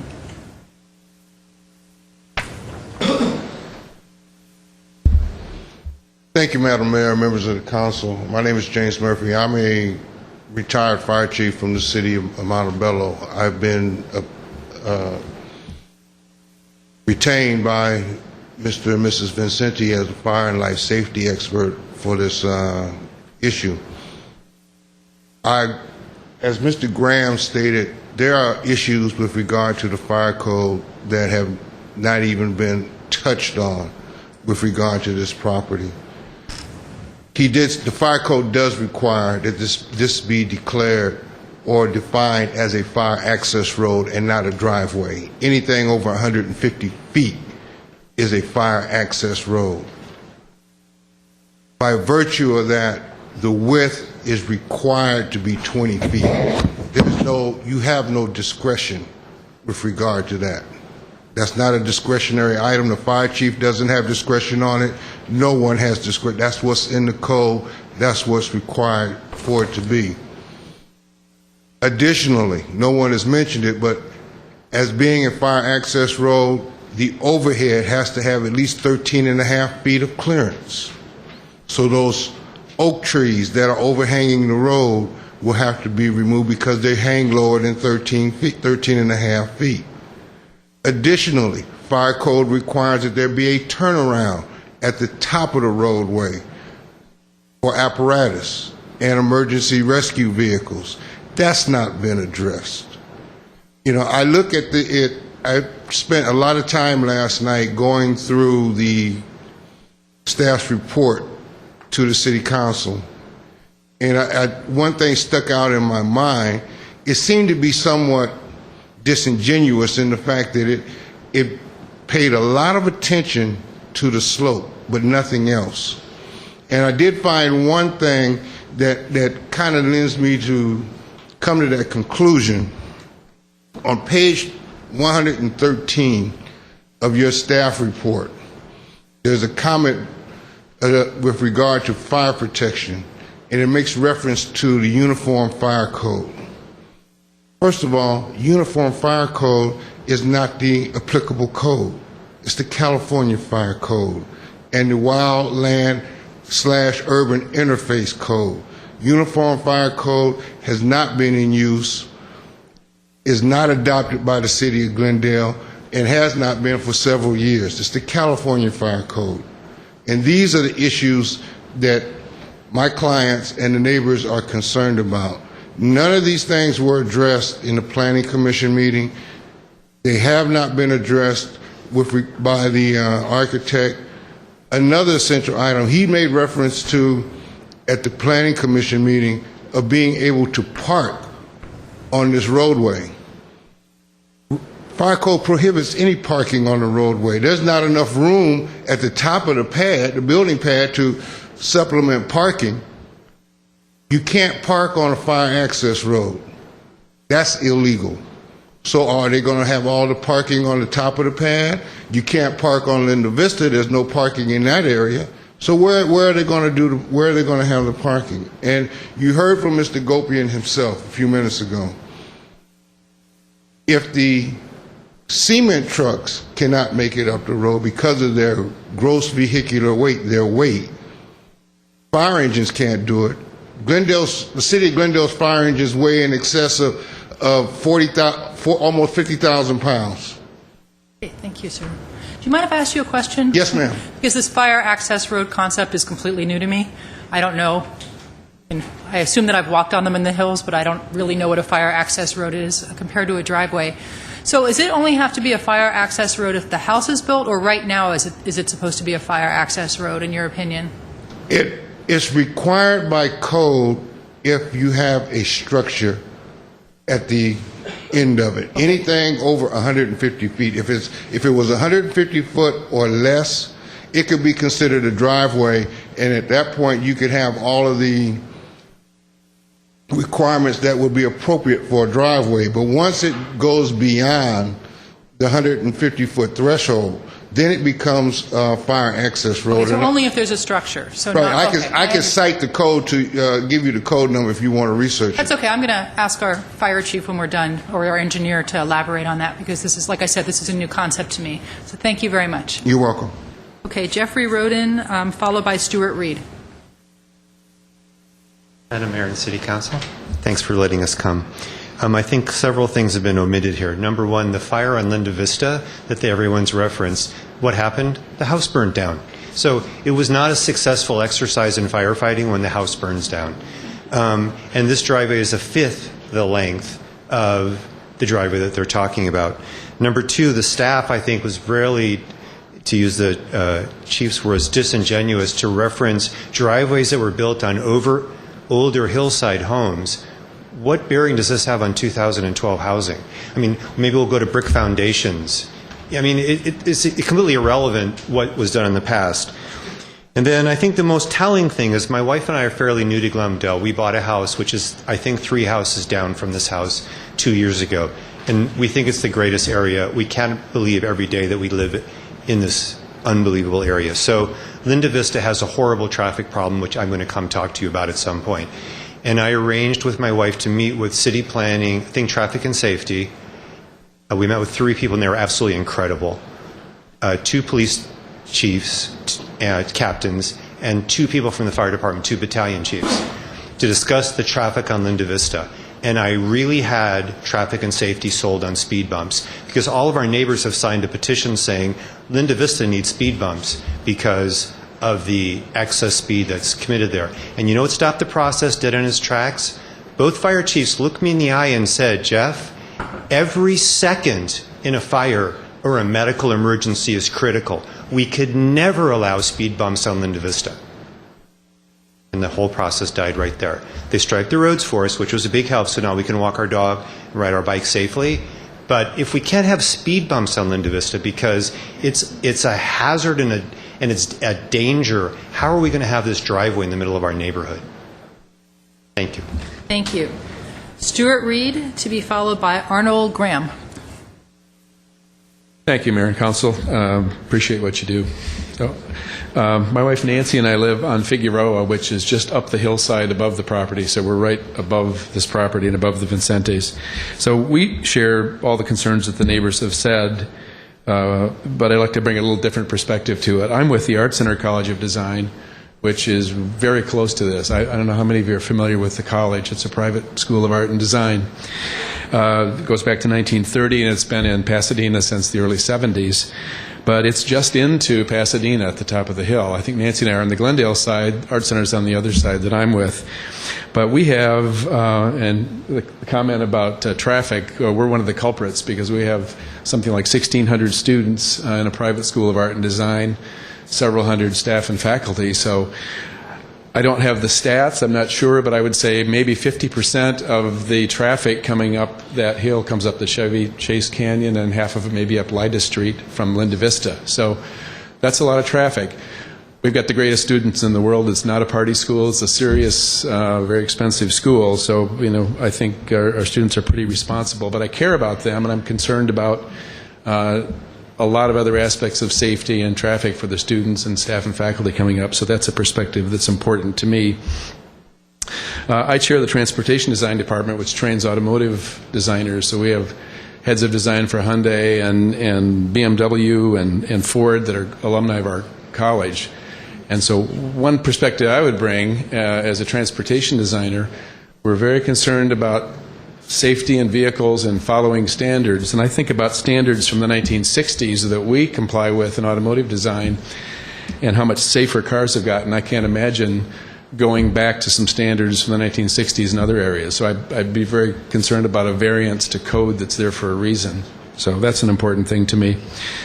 So our students and faculty are up there day and night. So that's another interesting thing. I mean, it's not quite a 24-hour day school, but their classes late into the evening. So the whole corridor coming up Chevy Chase is a pretty important one to me from the standpoint of safety for staff and faculty and students.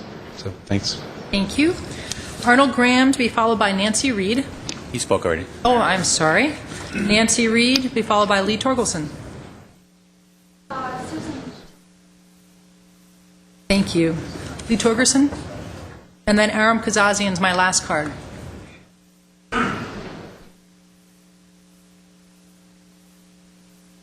Good evening, Madam Mayor and councilmen and staff. I'm Lee Torgerson. I'm the co-president of the Chevy Chase Estates Association. We've been following this particular case since Wolfgang Kraus, the first zoning administrator hearing. We support everything all the appellants have said. What I was going to go through very quickly is in order to grant a variance, it's required by law that you make 4 findings. The first finding is that the strict application of the provisions of the ordinance would result in practical difficulties or unnecessary hardship inconsistent with the general purposes and intent of the ordinance, which comes from the general plan. The housing element strategy 1D says that part of the general plan is to bring substandard property into compliance via code enforcement, and we believe that granting variances and exceptions to the code is not the way to follow the general plan and bring things into compliance. The second finding is that there have to be exceptional circumstances, and we've heard, I think the zoning administrator hearing officer touched on that. We don't believe this is a special case. The third finding is the granting of the variance will not be materially detrimental to the public welfare or injurious to property or improvements in such zone or neighborhood in which the property is located. Don't want to beat a dead horse. You've heard all night about the safety aspects, and we agree with that. The one thing I was going to point out to you, and that handout shows the landslide hazard area map of Chevy Chase Canyon. 3 or 4 years ago, we pointed out that the property at 2674 Kennington was right in that landslide hazard zone where it depicted a potential hazard, and that was the grounds for our objection for the variance for that property. The City Council at that point voted to allow the property to be built anyway. And subsequently what happened was there were massive landslides during construction that took out the guy's driveway or garage and driveway on Chevy Chase below. In 2010, it was in the newspaper and the Glendale News Press, massive flooding. That whole hillside came down, took out the rest of the guy's garage. The city engineer and the fire department were out there for a couple of weeks pumping water and taking care of the damage, and I believe the homeowner, Chevy Chase, is still negotiating with the city on building retaining walls. So our point is that if you look at that map, this property's in the same area, the same kind of a hazardous zone. So we believe that the application for the variance should be denied. The plan for 20% slope along with retaining walls, which would help with both people driving off the cliff for Councilman Najarian, and the landslide would be abated by the additional retaining walls. Thank you. So just so I understand Chevy Chase homeowner's position, so it's the driveway slope is the only issue for you, or are you against the project no matter what the driveway slope is? It's the driveway slope and the safety of the substandard fill, the potential for landslide, for the potential for getting up there and doing construction and having all the debris and hillsides coming down on the neighbors, and we saw that on the Kennington property. And if all of that can be abated, and if the slope of the driveway and the widths and everything can be brought into compliance so that the fire safety codes are met, then we would have no objection to the Okay, project. so as long as they can do the 20% slope and the rest can be engineered safely? Correct. Okay, thank you. That would be our position. Okay, Thank you. our last card is Aram Kazazian. My name is Aram Kazazian. I didn't come here for this today, but I just heard a lot of different issues, and I kind of would like to clarify. Now, the fire department asked for a standpipe. I don't think some people are misleading what a standpipe is. Standpipe is an underground pipe put in during construction, goes from the street to the property on the top, and it's pressurized from down below if there's a new fire. So there is nobody going to lay pipe every 20, 30 feet. That's what somebody said. That just doesn't make sense. That's in there. And that also takes care of, I believe, the fire department will correct me if I'm wrong, the 150-foot issue. That's not a problem. And any need for any hoses to drag on up, like one lady says, you have to drag 600 feet of hose up the driveway. That's incorrect again. The hose will be brought up there, but carried up there, or they could even have a standpipe hose cabinet up there that will resolve that problem. Okay, that takes. And by the way, I don't know this homeowner. I've never met her. I've never seen her. I'm just, had some issues. I wanted to cover it up. And also the fire department and also the rangers do have a lot of smaller trucks can go up there, and 25% is nothing. I mean, even an old car can get up 25%. All the old drivers were 25%. You can drive a Model T up 25%, no big problem. 25% is not a heavy grade. I used to drive up, even 40%, no problem. And the other issue, is that also there was one statement made, which is, I don't know if anybody caught it. They said the chief is going to let the people go up there unprotected. That's so inaccurate. The chief never said that. I never had heard anybody say that. Only the attorney said that, which is he says that he's going to let this man go up there unprotected. That's not a true statement. You should get that clarified. The 25% and the pad, as I understand, has few feet of uncompacted fill on top, which could have been placed there, or some people dumping in the last 50 years. That could be removed. That's all decomposed ground area. That's all very, very stable ground in that area. That's not a problem. And concrete, to pump concrete up 600 feet is nothing. I used to have my own pumps. I could pump up to almost twice the distance.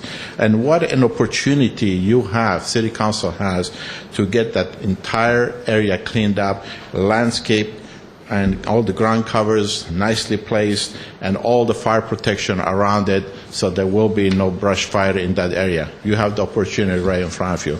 Please approve it, and I have no idea who the people are. Thank you. Thank you. That's my last card. I'm going to close the public hearing. Mr. If I may, Madam Mayor, just suggest that you offer a brief rebuttal to both the applicant and the appellant. You can limit the time, obviously, but the appellant should go last only because they have the burden of proof. Okay, I'm going to reopen the public hearing and offer the applicant then a 3-minute rebuttal and then the appellant a 3-minute rebuttal, if they so choose. If you feel that everything's been said, you don't have to take the time. He's passing. Any rebuttal from the appellant?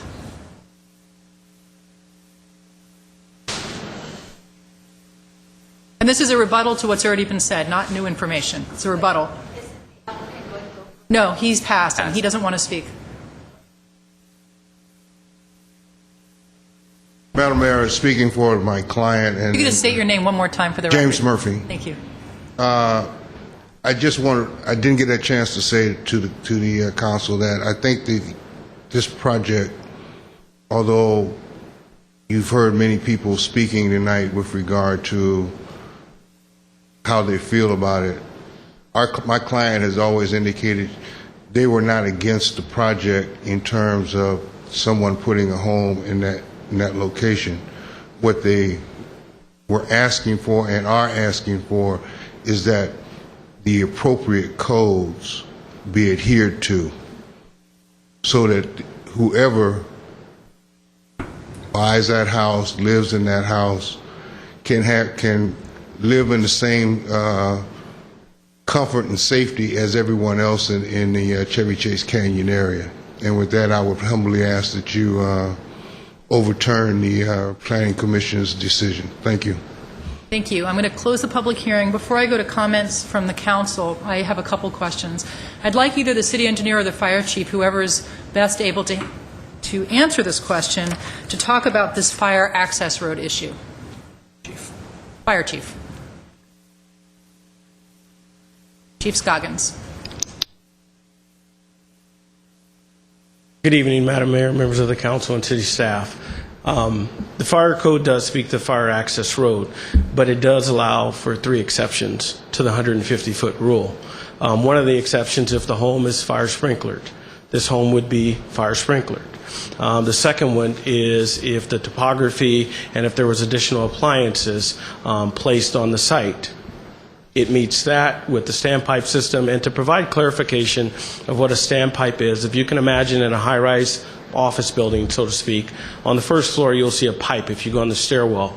If the firefighters go in to fight a fire on the 25th floor, they're not dragging a hose up 25 flights of stairs. They'll connect into the standpipe on the 25th floor, pump it from the bottom, from Linda Vista, if you can envision that, carry up hose packs to the top, connect in on the site, and pump it from there, to give you an idea of what an actual standpipe is. And then the third exception to the rule is if there's less than 2 homes on the site. So all three of these exceptions are met according to the fire code, and these are the type of things that we're looking at there. Okay, thank you. Now I would like Mr. Kraus to come up, the hearing officer. And I would like you to quickly, because I know we have it in print, but I would like a little bit more elaboration on your findings about why you were able to make the findings for the original variance and whether you have any response to the Planning Commission's findings. Well, the reverse is true. He couldn't make the findings. Right, that's what I mean. Yeah, your reasoning for not being able to make the findings and your response to the Planning Commission's overturning. Right. In other words, what you would argue against that. Today, no, there were, Madam Mayor, members of the council, we have some additional information that I didn't have in making the decision, but after hearing all of that, it wouldn't have changed my decision. Okay. As you know, on a variance, the burden of proof is on the applicant, and the documentation, the written documentation, was very thin in the application. The additional documentation to back up the claims weren't there. And the main argument for the driveway slope was essentially, well, it's already there. We found out now that the grading permit plans looks like they weren't actually adhered to, that the grading plan actually specified 20% back in '64, and it turns out they didn't actually build it that way for the whole distance. Again, that information I didn't have. But the sort of argument that it's already there, to me, worked against them in terms of the hardship part of it. The fact that it was already substantially graded means it was actually easier for them to comply with the code than it would have ordinarily been had no grading been done at all. And as far as the uniqueness, again, there are steep slopes throughout the Chevy Chase neighborhood, throughout the R1R zone, so they didn't provide any evidence to indicate that this was unique in any way or that it met the intent of the code. Now, their claim is that if they were to comply with the 20% code, that they wouldn't be able to build this, that they wouldn't be able to do it because it would require so much, if I understood their argument correctly, it would require so much grading that they would then be above the allowed amount of grading, so they couldn't build. Is that correct in your opinion, number one? And number two, does that constitute a hardship under the code? No, Madam Mayor, I don't think so, and it's not correct. There's a threshold for the 1,500 cubic yards that beyond that you need a conditional use permit, so then the project is judged on its merits and the environmental impact. So there's no absolute limit to the amount of grading that is allowed to be done short of, there's a 40% ungraded open space rule in the code now. So they could do more grading. Sometimes more grading actually leads to a more aesthetic, sometimes more sensitive design. notwithstanding the fact that you may have to import or export the material. That's obviously not a good thing. What about the oak trees? If the grading causes them to have to remove the oak trees, would that stand in their way of building? Well, the whole oak tree preservation regulations were not designed to protect every single oak tree if development was proposed. So I don't know the extent. I think earlier testimony indicated that that hadn't been analyzed, so I don't know. Again, the appellants have argued that even with the existing design, some of the oak trees would have to be trimmed to provide the required clearance if, in fact, the fire equipment access road standard is in effect. The bottom line is that you didn't feel that they had demonstrated a hardship because they weren't able to prove that they couldn't build if they had a 20%. In fact, they've almost proved that they can build, but the design, the alternate design they showed to the Planning Commission, which I didn't have, really wasn't a complete design. To me, it was more of a red herring. In other words, see, look at this ridiculous design. You wouldn't want us to build that, would you? There are alternatives to that involve more grading and potentially fewer retaining walls. Even with the retaining walls that they showed, a lot of them would be hidden by the hillside, so they wouldn't have the visual impact that you might have on some other designs on a smaller lot. So they really haven't explored a completely 100% code compliant project to show that it can't be done. Okay. Thank you. You're welcome. Thanks. Any other questions for him while he's up here? So before I turn it over to my colleagues, I'll just say one thing before I give you my thoughts, and that's the way I look at this. I'm going to use the same standards that our Planning Commission and our hearing officers use, which is that for this to receive a variance, it needs to make findings. So to me, it's not going to be about the look of the project, whether people don't want a project up there at all, but those particular findings. That's going to be my guideline, and after my colleagues speak, I'll go through that list and give you my thoughts on that. Okay, who would like to go first? I'll start with some general comments. I've been listening to these appeals for about 11 years, and I just find it interesting that the staff spends literally hundreds of hours working on standards and guidelines, and we've spent maybe not hundreds of hours, it just seems like hundreds of hours, or maybe it is in the hundreds, listening to the appeals.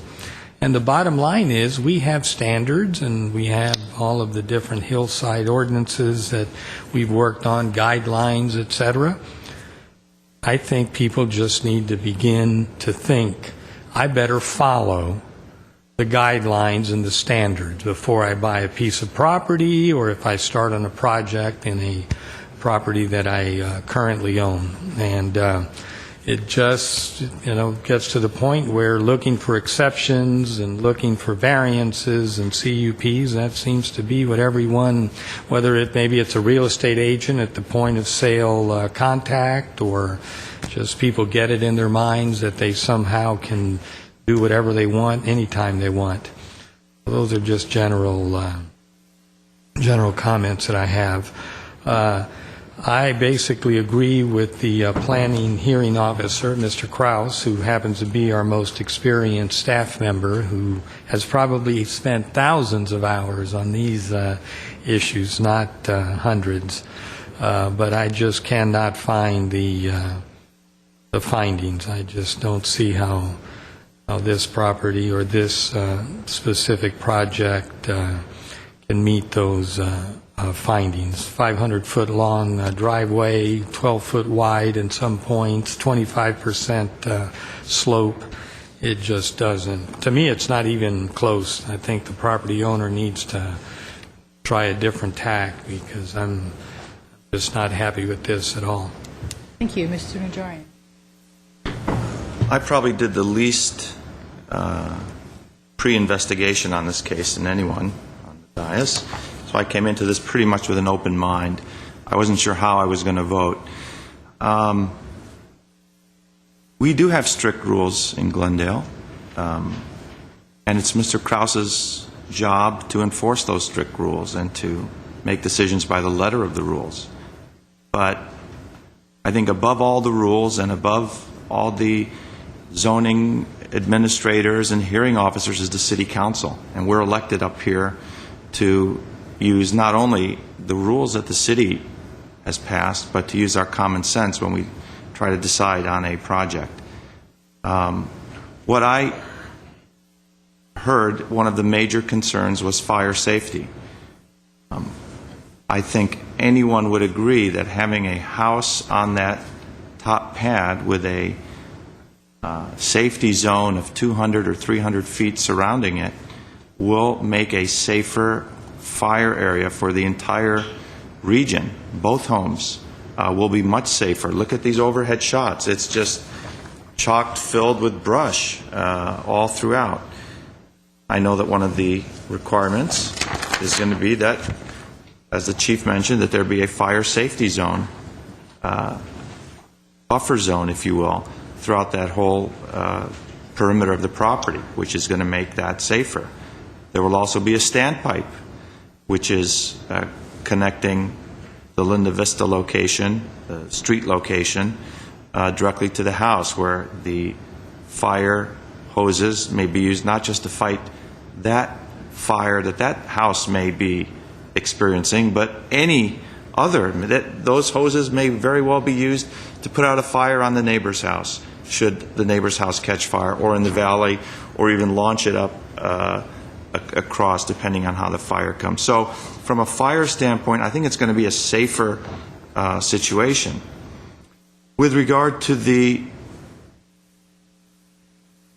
slope, the percentage slope, what I hear is that the vast majority of the driveway is at the 20% slope or less. It's just that certain portion at the beginning, the apron and the first portion, that it exceeds the 20% and a variance is required.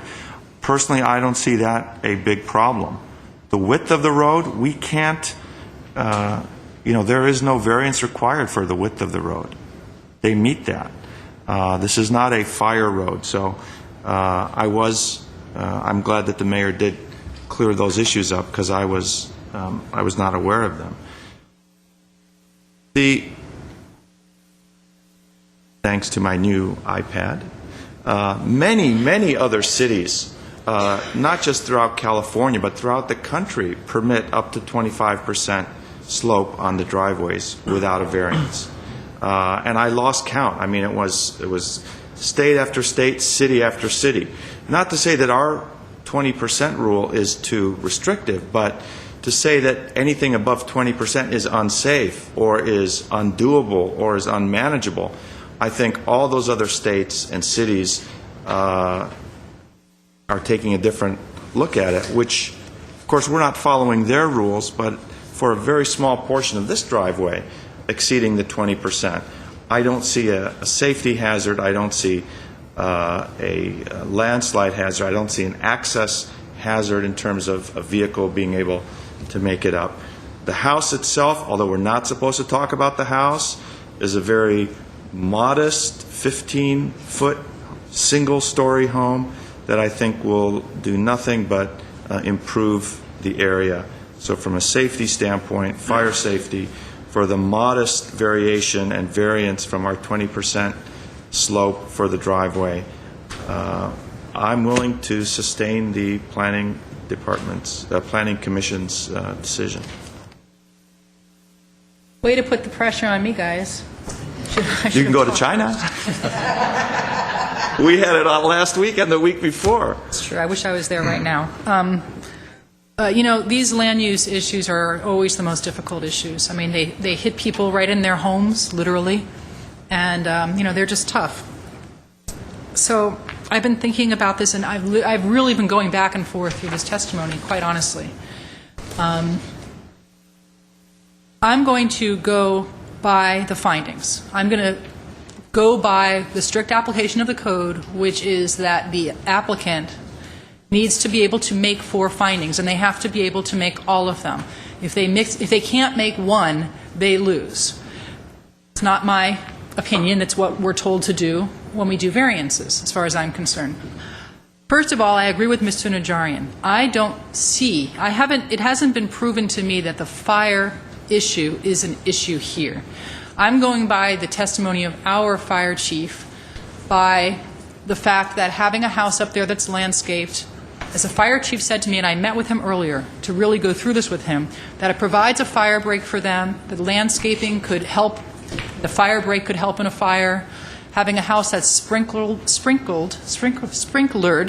and a landscape that is sprinklered could help. They have the, what do you call it, the standpipe up on the top.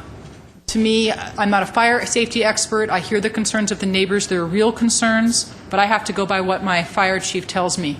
He also tells me that whether it's 20 feet or 25 feet, it's not going to make a difference to them in terms of fighting the fire, because the chances are they're not sending equipment up there anyway. Whether it's 20 feet or 25 feet, they're going to be going up and using, 25%, using the hose up at the top.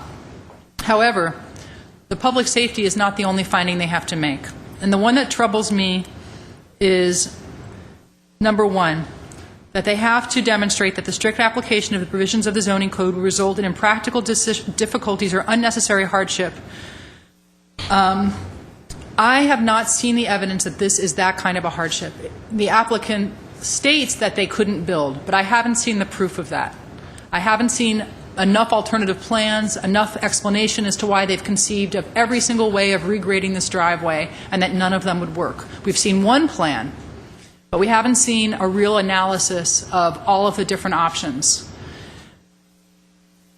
First, I have a question for Mr. Hagani. So if they come back with, it would be a new application, correct? With a new grading plan, would that be considered a new application? That would be a new grading. This is denied. So if the house is exactly the same, but they have another grading plan, Yes. and if for some reason they can demonstrate that it really can't be done, if that's a new application, what happens then? Can they still have the appeal process? Then they will have the appeal process. Well, they'll have the variance process again. They'll have the variance process again. Okay. So the bottom line for me is I don't think that it's been proven to my satisfaction. I agree with the hearing officer that they have not proven that they absolutely cannot do this with a 20% grade. They may say they can't, but we haven't seen enough alternatives. We haven't seen where they wouldn't be able to do a CUP. So is it technical? Yes. But the code is technical, and everybody has to abide by it unless they can make all four findings. And they haven't. I cannot make all four findings in this case. So I hope that the house gets built. I think, for one thing, I think it's a beautiful design. I think it's the nicest design I've ever seen from Mr. Hagopian, and I've seen a lot of his designs. Of course, it's my taste. I think it'll be safer, and I tell this to the neighborhood. It will be safer up there. When I was up there today, there was broken glass everywhere. You've got kids going up there and partying for sure. That won't happen if there's a house up there. So if they build that house, your neighborhood, I believe, gets safer, not less safe. So I think you should hope that they can build this. And I hope for the applicant's sake that I know it's more difficult to regrade that driveway, but it is what the code says that you need to do unless you can demonstrate that you cannot. And I don't think that you've made that demonstration to my satisfaction. So it sounds like you'll have another bite at the apple with a new application. Hopefully you can do it. If not, you do have the variance process once again. So that's my decision. Mr. Agani? Based on what I'm hearing from the council, I'm hearing potentially a process whereby the council could approve the conditional use permit to actually allow the building of the house. However, you would want the applicant to try and build the driveway up to code at 20%. And if that is the direction of the council, you could in fact approve the CUP. And if you wanted to then direct the application and deny the variance and approve the CUP, I have some language that you could add to condition 9 that could give some direction as to the oak trees, which is of the biggest concern with regard to whether or not to move the driveway and do additional grading. That would be satisfactory. I won't be voting for that. I'll be voting no on that. Okay, so why don't you want to make a motion? I do have a motion that I would like to make. The motion, and let me preface my motion with, I think, the city's deep-rooted commitment to fairness and open hearings, and that is for any difficult decisions, which I think we all have agreed this is a difficult decision, to be heard by as many members of the city council as possible. Now, unfortunately, my colleague, Mr. Weaver, missed is forced to recuse himself due to a few-week, what's the date today, the 13th? I think he has 3 days or 13 days until he'd be able to hear this. Mr. Manoukian was fully motivated to deal and to vote on this issue. I don't know how he was going to vote, but he did take ill. So what we're dealing with is, unfortunately, the smallest group of councilmen that could hear this. This is a decision that is going to affect lives, a neighborhood, and I would move that the vote on this matter be continued to a point where we could have a full council sit in on it. Well, my question is, does that mean that everybody has to come back and give all their testimony again, since those council members didn't hear the testimony, although I suppose we could force them to watch the tape? And they would have to, Madam Mayor, what you could do, the council could continue this to a date certain, make by motion, to date either next week or the week after if you want to have all 5 council members participate. And then Mr. Weaver and Mr. Manoukian would have to watch the entire proceeding, the entire video of tonight's proceeding, and then they could participate in the decision if that's the council's desire, or you could take action tonight. And my only point again I won't vote for that either. Well, let it not be said that an applicant or an appellant was denied the full due process due to an illness and due to a new campaign contribution law which passed, and this apparently was the first incident where someone had to do that. So let them say that they had a full hearing before the Glendale City Council, and whichever way it went, let them live with that decision rather than second guess or say we woulda, shoulda, coulda, were it not for this, were it not for that, by the unfortunate illness of a councilman and the untimely campaign donation from an applicant 51 and a half weeks ago, that we would have had a full contingency. Well, let me. That's my own. I guess it's an issue of fairness and a full hearing, and we should always seek to have a full hearing whenever possible. Well, let me ask you this. It sounds as though we may not be able to come to a majority opinion today anyway, because it sounds to me as though Mr. Quintero is for denying the project altogether. I'm for the denial of it with the language approving the CUP, and Mr. Najarian is for approval in general. So it sounds as though we could try floating those various motions and see if any of them receive a majority to pass. Well, I want to add, we also have the most prominent and intellectual of the council members currently present. So that was a joke, because I know they're home watching on TV. But well, I will make a motion then to start off affirming the decision of the Planning Commission. Wait, point of order for Mr. Garcia. So if this fails, does that mean the project's denied, or do we continue to vote until we have a majority in the affirmative or something? Right. Madam Mayor, the council would have to take a vote on some motion. Under our rules, the council has the final say, whether it's a majority of the quorum, majority of the entire council. So in other words, there would have to be 2 positives. 2 negatives don't turn into a positive. In this case, that's correct. Okay, just want to be sure. So that would be my motion. Is there a second? I do not see a second. Mr. Quintero, you want to make a motion? yeah, my motion is 9A2, that the City Council overturns the Planning Commission's decision and denies said standard variance case and conditional use permit. Is there a second?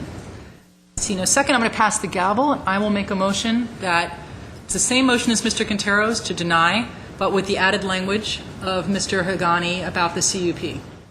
So, just for the record, then, your motion is to deny the variance and approve the CUP with the additional condition proposed by Mr. Hagani. Correct.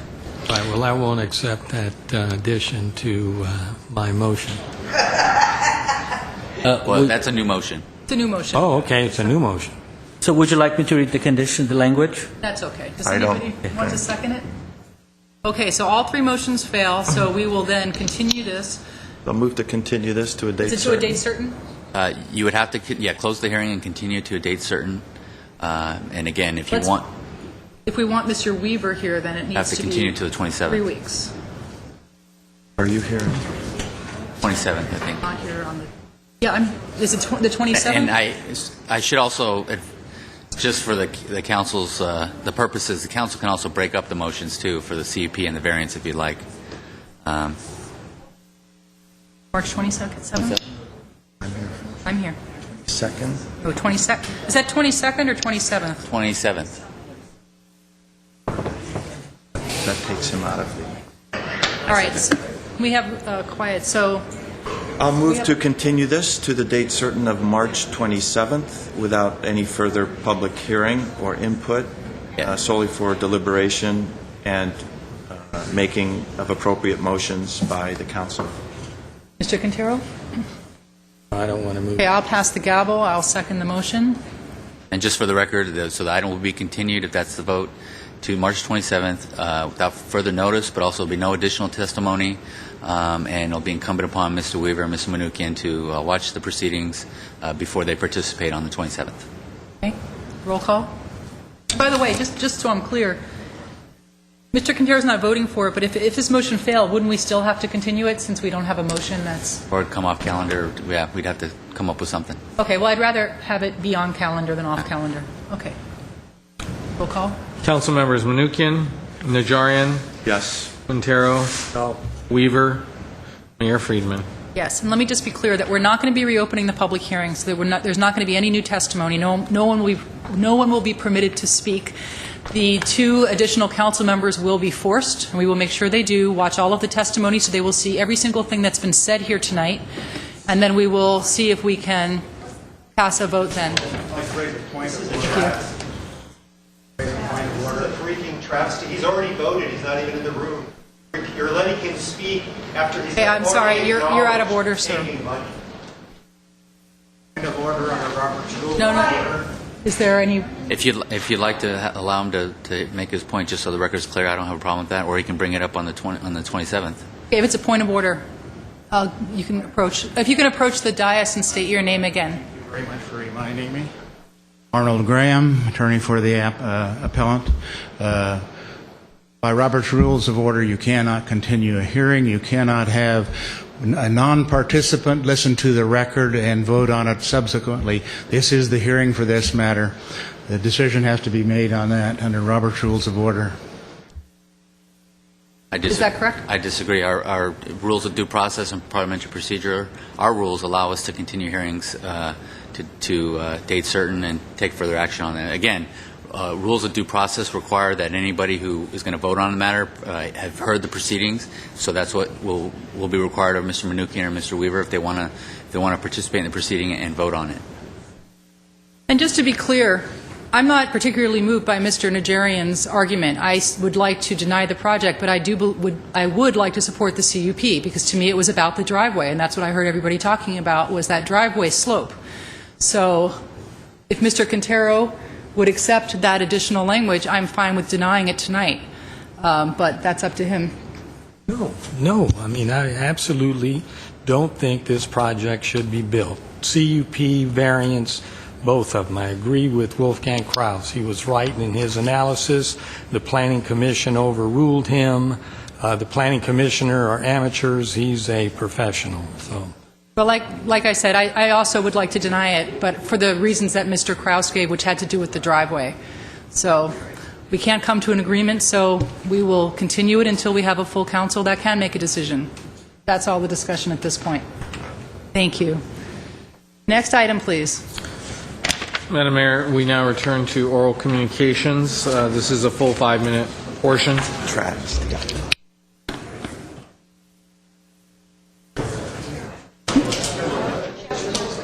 Okay, we're going to take a 5-minute break.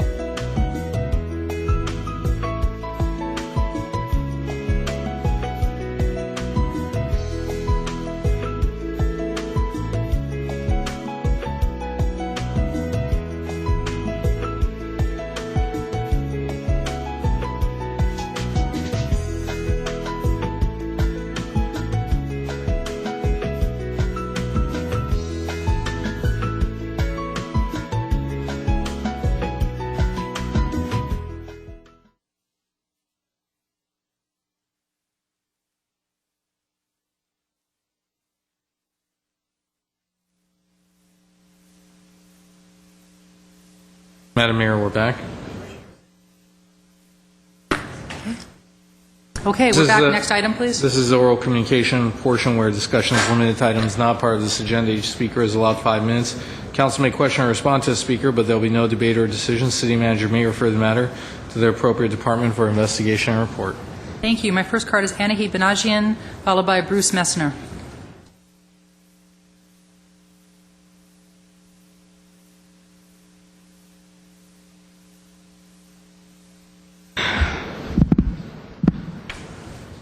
Good evening, Madam Mayor, Friedman, members of the City Council, staff, and audience. There is no audience. I know it's too late. My name is Anahit Pinijan. Since last summer, I have presented before the City Council meetings as well as the neighborhood services many incidents of being harassed by the tenant. I also informed my landlord about it. My landlord avoided talking with me or dealing with my problem. When I have met with Mr. Sam Engel, Neighborhood Services, after listening this issue, he said, the landlord's inaction encourages other tenants to continue to harass you. My landlord also avoided showing my unit to appraisal man from the bank who was supposed to come last week, March 9th, according to my landlord's scheduled appointment when she notified us by phone call. I asked her only for my unit. She told me for all the buildings and every unit. I thanked her and said, I have a problem also in my unit. You can see tomorrow. This regarding needed maintenance in my bathroom, the toilet very old and has leakage. It is too bad. The water causing damage, peeling the paint from the walls, and spreading bad odor. This condition has been since last year. Next day, on March 9, at noontime, I saw my landlord with her daughter and the appraisal man in the parking structure. I hope that they are going to come my unit, but no one came. Later, around 2 p.m., I called my landlord to know what time they are going to come my unit. She said, not necessarily. But I told her, you promised to come my unit. And she left the building without coming to see my unit. Sorry. When I started speaking with her, she started very loudly yelling at me and turning to fight with me language. This problem ongoing and hasn't been solved, as you know, since last June, but no action is taken. The landlord with intent to retaliate against us because we are exercising our legal right against unlawful act. She punishing us through tenants harassment as happened before and still continue. What are you going to do? It's enough. I'm not going to do every detail to talk what they're doing. After that, soon the next day, one of the tenants next to me again, hitting with the object on my door, which is a strange noise. I scared. We were sitting at home very quietly. What's going to happen with this problem? Thank you for your time for listening to my issue. Thank you. Madam Mayor, could we ask the Sergeant at Arms to get Mrs. Benajian's address from her? They have it. Bruce Messner, followed by Rita Bass. Is Bruce Messner still here? Okay. Rita Bass, followed by Aram Kazazian. My name is Rita Bass. Good evening, Council. Mayor, my name is Rita Bass, and I come before you to give you some compliments and talk about some issues this evening. I was very impressed reading in the news press about the bicycle lanes, because in the past I used to come before council speaking about bicycle lanes. And one of the people that run bicycle shops is retiring at the beginning of April. So we were very happy to hear that Glendale is becoming like Santa Monica, being bicycle friendly. So I got my tricycle out of the shop and tried your great bicycle lanes down Glen Oaks. And it was a real pleasure. But I noticed that other streets where they're doing construction, there's a real problem. And I wanted to address that issue along Central and Brand. that it's kind of dangerous, and I have lights and horns and everything else. So I wanted to address that issue firstly. Secondly, I wanted to talk about recycling. You were discussing in the news press about the landfill being less. And the reason that a lot of time the landfill is less is because people recycle. I do a lot of recycling. I used to work in a recycling center and taught people to recycle. Now I notice that the police and other bureaucrats are telling recycling people they can't do this and they can't do that. And we, beside recycling cans and plastic, I even have pictures that I take the string from newspapers and make things out of it. I even take cuttings and plant plants at the parks and in front of the post office. And all I do is get harassment by it. And I'm doing it from my heart, and the people that appreciate what I do understand. But I wanted council to realize these issues, that I'm for the council with the bicycle lanes and the recycling. We, as recyclers, brought a lot of the level down from the dump. But the police don't understand what we're trying to do in this community with recycling. I taught people to recycle. I still go over there, and you'd be surprised how much is coming out of the cans and on the streets and being recycled. That's why your dump is lower. And as far as the plants are concerned, I plant plants that are drought tolerant, and I get harassed by the police. And I had to let them know that the people that want me to do it will not let me resign. And I make, in fact, I have a picture here of Fremont Park, in my picture, what I've done. And here are some of the pictures of the things that I've made from recyclable string around the newspaper. So if you like to see something positive, instead of just complaining, I thought I'd share this with you this evening. Does anyone have any questions? No, I didn't think so. Thank you so much for your time. Thank you. Aram Kazazian, to be followed by Al Hoffman. Oh, actually, Al Hoffman already spoke. Aram Kazazian, to be followed by Harry Zabos. Yeah, I have it, if you would like it. You ready? Yeah. Are you going to show the video for the duration of your time? Yeah, my name is Aram Kazazian. There was a very interesting video, actually a news broadcast that I saw. I wanted to bring it up and play it. I hope it works. Have skyrocketed in the past few years. Tonight, in a CBS 2 News hidden camera investigation, we found some water executives spending money like the water they regulate. Investigative reporter David Goldstein has the story. They raise their glasses and toast. Our hidden cameras captured these three directors of the Metropolitan Water District drinking wine and toasting just days after your water rates went up for the 6th year in a row. They were staying at a downtown LA hotel and eating meals, charging some of it to ratepayers using your money. We discussed everything, transparent. James Blake, who represents Fullerton, was one of them. He's seated in the middle of the table. Receipts that we obtained show Blake stays at the downtown Marriott just about every month during the board's 2-day meetings instead of driving home. The Water District allows it. We found charges for rooms and the hotel lounge. Blake claims the bottle of wine we videotaped him bringing to the table was from his personal wine cellar.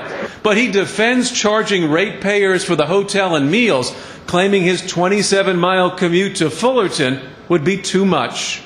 Well, how many hundreds of thousands of people in Los Angeles make that same drive, and they don't have the luxury of I'm staying not at a hotel? concerned with them. You're not concerned with them at all, but they're the ones that are paying the extra money now. You just raised rates. We found receipts for other directors who also stay at downtown hotels during the meetings, including board chairman John Foley. He's on the right during the toast. Earlier that day, we videotaped him checking into the downtown Marriott at ratepayer expense instead of driving home to Laguna Niguel. At the hotel lounge, he was greeted by the bartender. Hi, sir. How are you? Hey, want to have a glass of wine? Foley nods yes. Later, we saw him drinking, and a hotel receipt we obtained shows a lounge charge. But at the next board meeting, his handlers ushered him away. Can I talk with you 1 second? The Metropolitan Water District is a government agency that's the wholesale supplier of water to many cities throughout Southern California, including Los Angeles. They've raised rates nearly 70% over the past 6 years, and they're looking at raising again next year. So we wanted to find out how the district is spending its money. We obtained credit card statements and expense reports for dozens of executive employees and found them spending money like water. More than $1 million in charges over a 20-month period for conventions, meetings, trips all across the U.S. From January 2010 through August of last year, it breaks down to more than $828,000 in airfare, $193,000 in hotels, and $56,000 in meals. We found lavish charges like a $599 a night hotel room in D.C., dinners including expensive New York strip steak, rack of lamb, and Maine lobster, car service charges, even a helicopter rental, plus other perks such as $16 hotel in-room movies and minibar charges for everything from M&Ms to bottled water. People charging Evian water to hotel rooms. You find that ironic? I'm not aware of those. I'd have to look into it. Metropolitan Water District General Manager Jeff Keitlinger, who himself made more than $300,000 last year, says there's nothing wrong with it. What do you say to ratepayers when they look at all the expenses and the meals and the hotels and the airfare, and rates have gone up so much and they're going to go up again? It's a necessary cost of doing business. Keitlinger says the rate hikes are necessary to repair an aging infrastructure, and he says he has cut expenses over the years. But we found receipts for him, including a $680 dinner for 6 at Donovan's Steakhouse in San Diego, a $172 dinner for 2 at STK Steakhouse in Las Vegas, and an $1,861 dinner for 20 at the Water Bar in San Francisco, including 6 bottles of wine at an average cost of $55 each. Alcohol is not prohibited, and ratepayers paid for every drop. That was a celebration dinner for passing the 2009 legislation, so we authorized a purchase of alcohol for that. That was an exception. And you think the average taxpayer, the average homeowner, the average water user can understand that? You know, we've covered this a bit, yes. Chris Vosper. Okay, thank you. Harry Zavos, followed by Mike Mohill.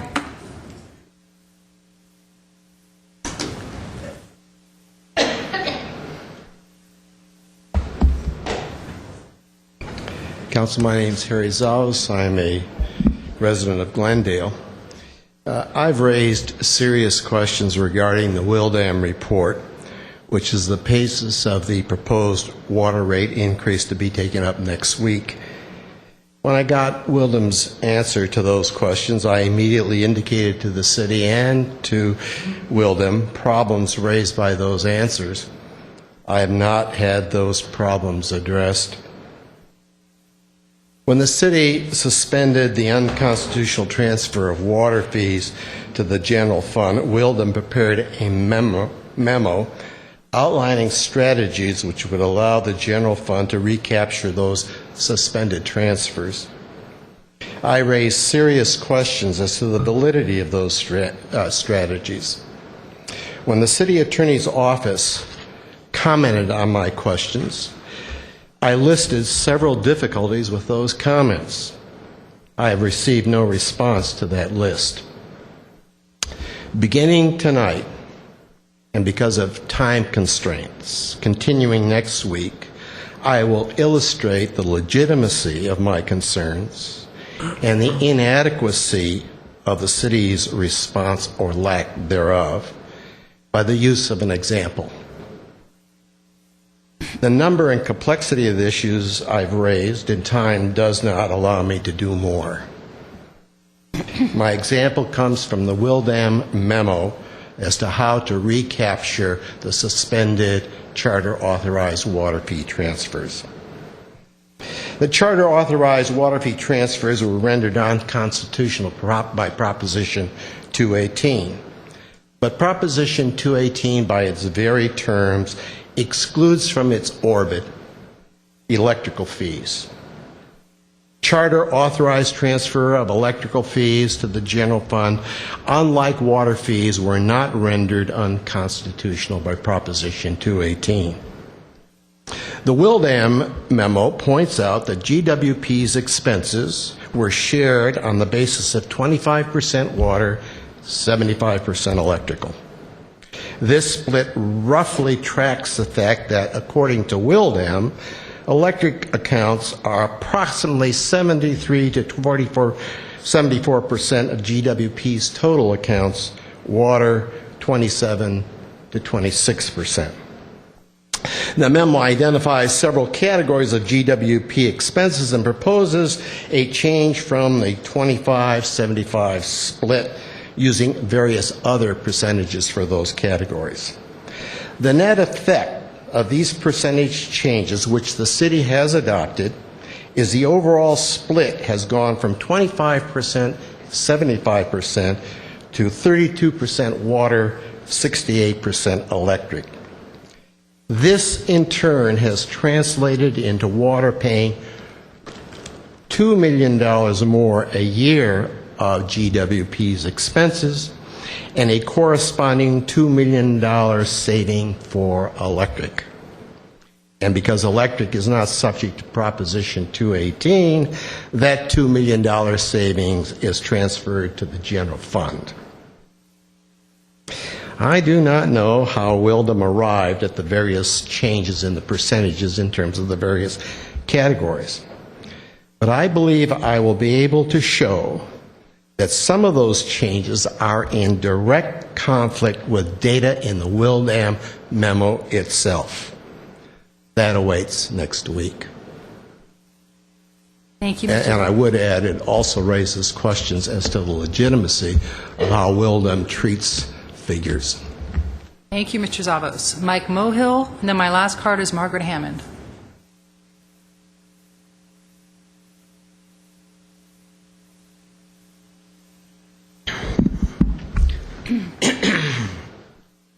Good evening, Mayor Friedman, council members, and the viewing audience. My name is Mike Mohill. Back in the late 1970s, taxpayers were saying enough is enough. Seniors were being taxed out of their homes. Property taxes kept rising every year. Howard Jarvis became a national hero when Proposition 13 was approved by the voters to limit government. Governor Jerry Brown was against the initiative, but supported it after the people approved it. We need the money, cried the proponents of big government. And for years, rather than reduce the size of government, politicians on both sides of the aisle kept looking for ways to increase taxes. After 9/11, firefighters and policemen became every city's local hero, and mine as well. The politicians sought the endorsement and campaign contributions from the political action committees of the safety unions, and in return, the politicians gave these safety people increases in salaries, pensions, and other benefits. Our elected politicians made it possible for safety personnel to be able to retire at age 50 or 55 with 30 years of service and receive a lifetime pension of over $100,000 annually. On the other hand, according to the Social Security Administrator, a worker in the private sector who retired in 2010 at the full retirement age of 66, received the highest yearly benefit payment of approximately $28,000. Additionally, the politicians, to keep their word to the unions, raised the water rates of the Glendale Water and Power, GWP, and transferred over $20 million since 2006 to the general fund, which in turn went for salaries and pensions. California Proposition 218, limitations on related fees or charges by water utilities, and prohibited the transferring of water revenues to the general fund, ignored the law for years. only after repeatedly being told by law professor of Emirates, Harry Zavos, from Loyola Law School, did the city council members who were in violation of the law reluctantly stop the practice of the money transfer. We have unfunded pension obligation caused by the politicians today and yesteryear, and not the unions, who are only looking out for their best interest.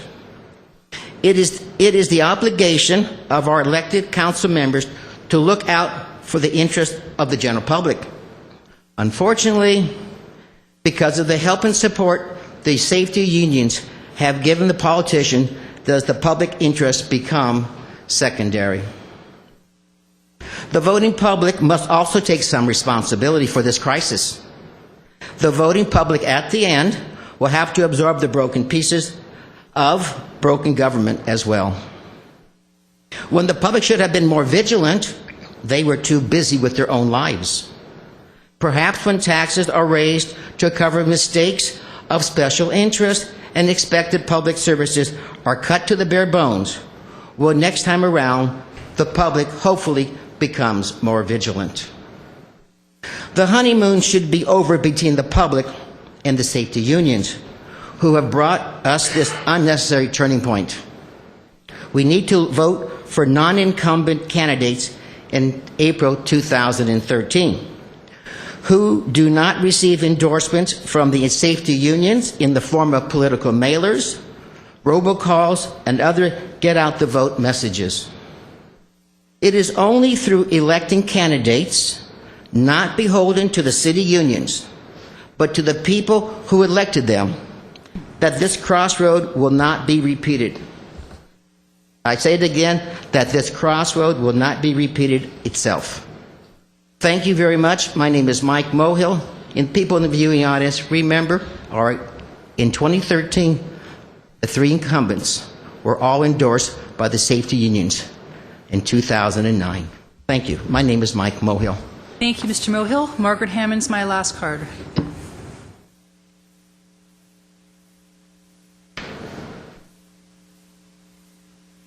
Good evening, Madam Mayor, what remains of City Council, staff, and members of the audience. My name is Margaret Hammond, longtime resident of Glendale. And I'm back on my free bulky item pickup, 818-548-3916. Please call, get rid of those mattresses and couches and junk off the streets.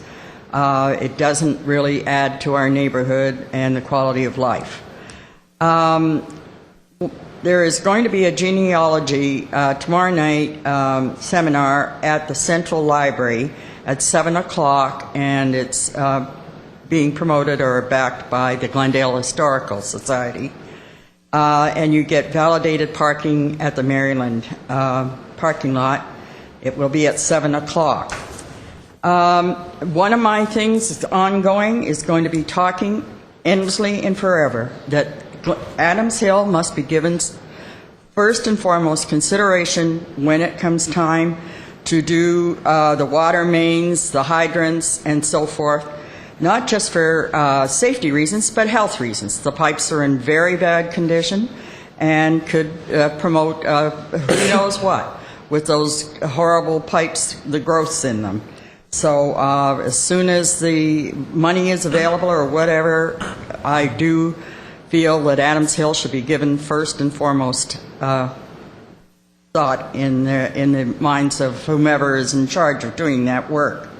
Now, the other thing I want to say is from your trip to China, I don't know, is this Chinese businessman who wants 8.5 acres to do whatever and thinks Glendale would be a good place, has he heard that we are the silly city that gave Caruso $100 million in property, and does he think he can come and maybe be entitled to get 8.5 acres for free if he promotes his cause of doing solar work and there'll be salaries?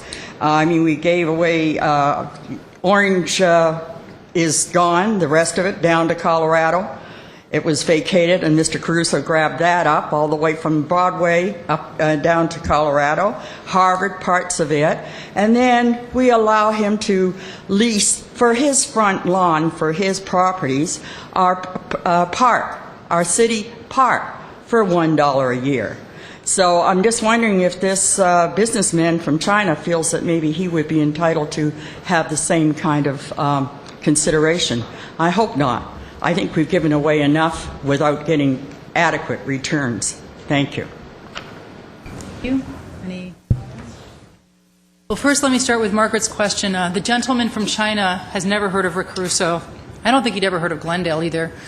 And no, he's looking to buy property or lease property. He's not looking for anything for free. He just asked if we had any property for sale and if we would be interested in having his solar project. So I don't know that we have an 8.5-acre site for sale. I don't think we do, but it's certainly something for staff to look into.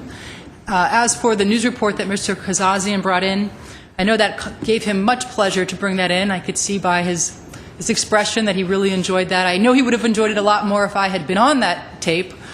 I wasn't. Let me just say, the tape doesn't bring me any joy. I think it's very shocking and very sad, a lot of it. Some of it is inaccurate. The directors that were shown in the beginning drinking wine, that was their wine. The one director owns a vineyard, and he had brought that wine himself. So if you look at the report carefully, they never say that's on taxpayers' dollar. They just sort of imply it, which I think is unfair to those directors. But at the heart of that report is that there are expensive meals that Metropolitan's charging, that some of the directors stay in hotels, and I do think that needs to be looked at. And just today at our meeting, I formally asked Met, based on this report, to set some hard policies. Now, as far as I knew, just like at the city, directors could not order wine or alcohol on Metropolitan's money. I had never heard that happening before. The man who authorized that's the head of Metropolitan, so it would be kind of like the city manager deciding to waive that for a special occasion. I didn't know that happened. I didn't know it could happen. I don't know who he took out. I kind of suspect it may be legislators in Sacramento, but I don't know. But I don't think it should happen. I think that the news report was right on to investigate that, and I'd like to try to see that that doesn't ever happen again. And the same thing with the meals at the expensive dinners. I don't think that's right. I don't know if those were lobbying meals. They're certainly not the meals they give us as a director. I was there today, and we get cold sandwiches if we're lucky. There are directors that stay at hotels because we have directors coming as far away as San Diego.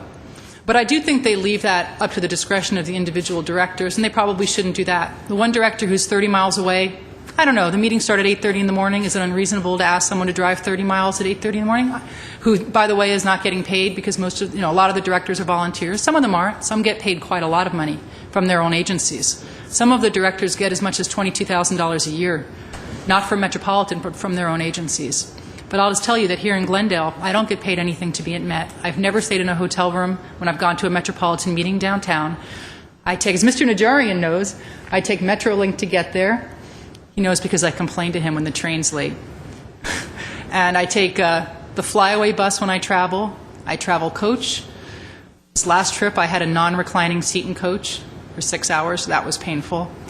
But Mr. Kazazian is right to bring up those issues. The news report was right to bring them up. I've raised them at Met, as have several other directors, because they need policies, because even though it's a small amount of ratepayer dollars, it's ratepayer dollars, and they should be acting responsibly. So I have no argument with that report, and I will do my best as Glendale's representative on that board to make sure that stricter policies are set so that the ratepayers know that their money is well spent and not being misused. And for the record, what is the per diem for council members and staff when they travel? How much per day in food? $40 per day. $40 per day.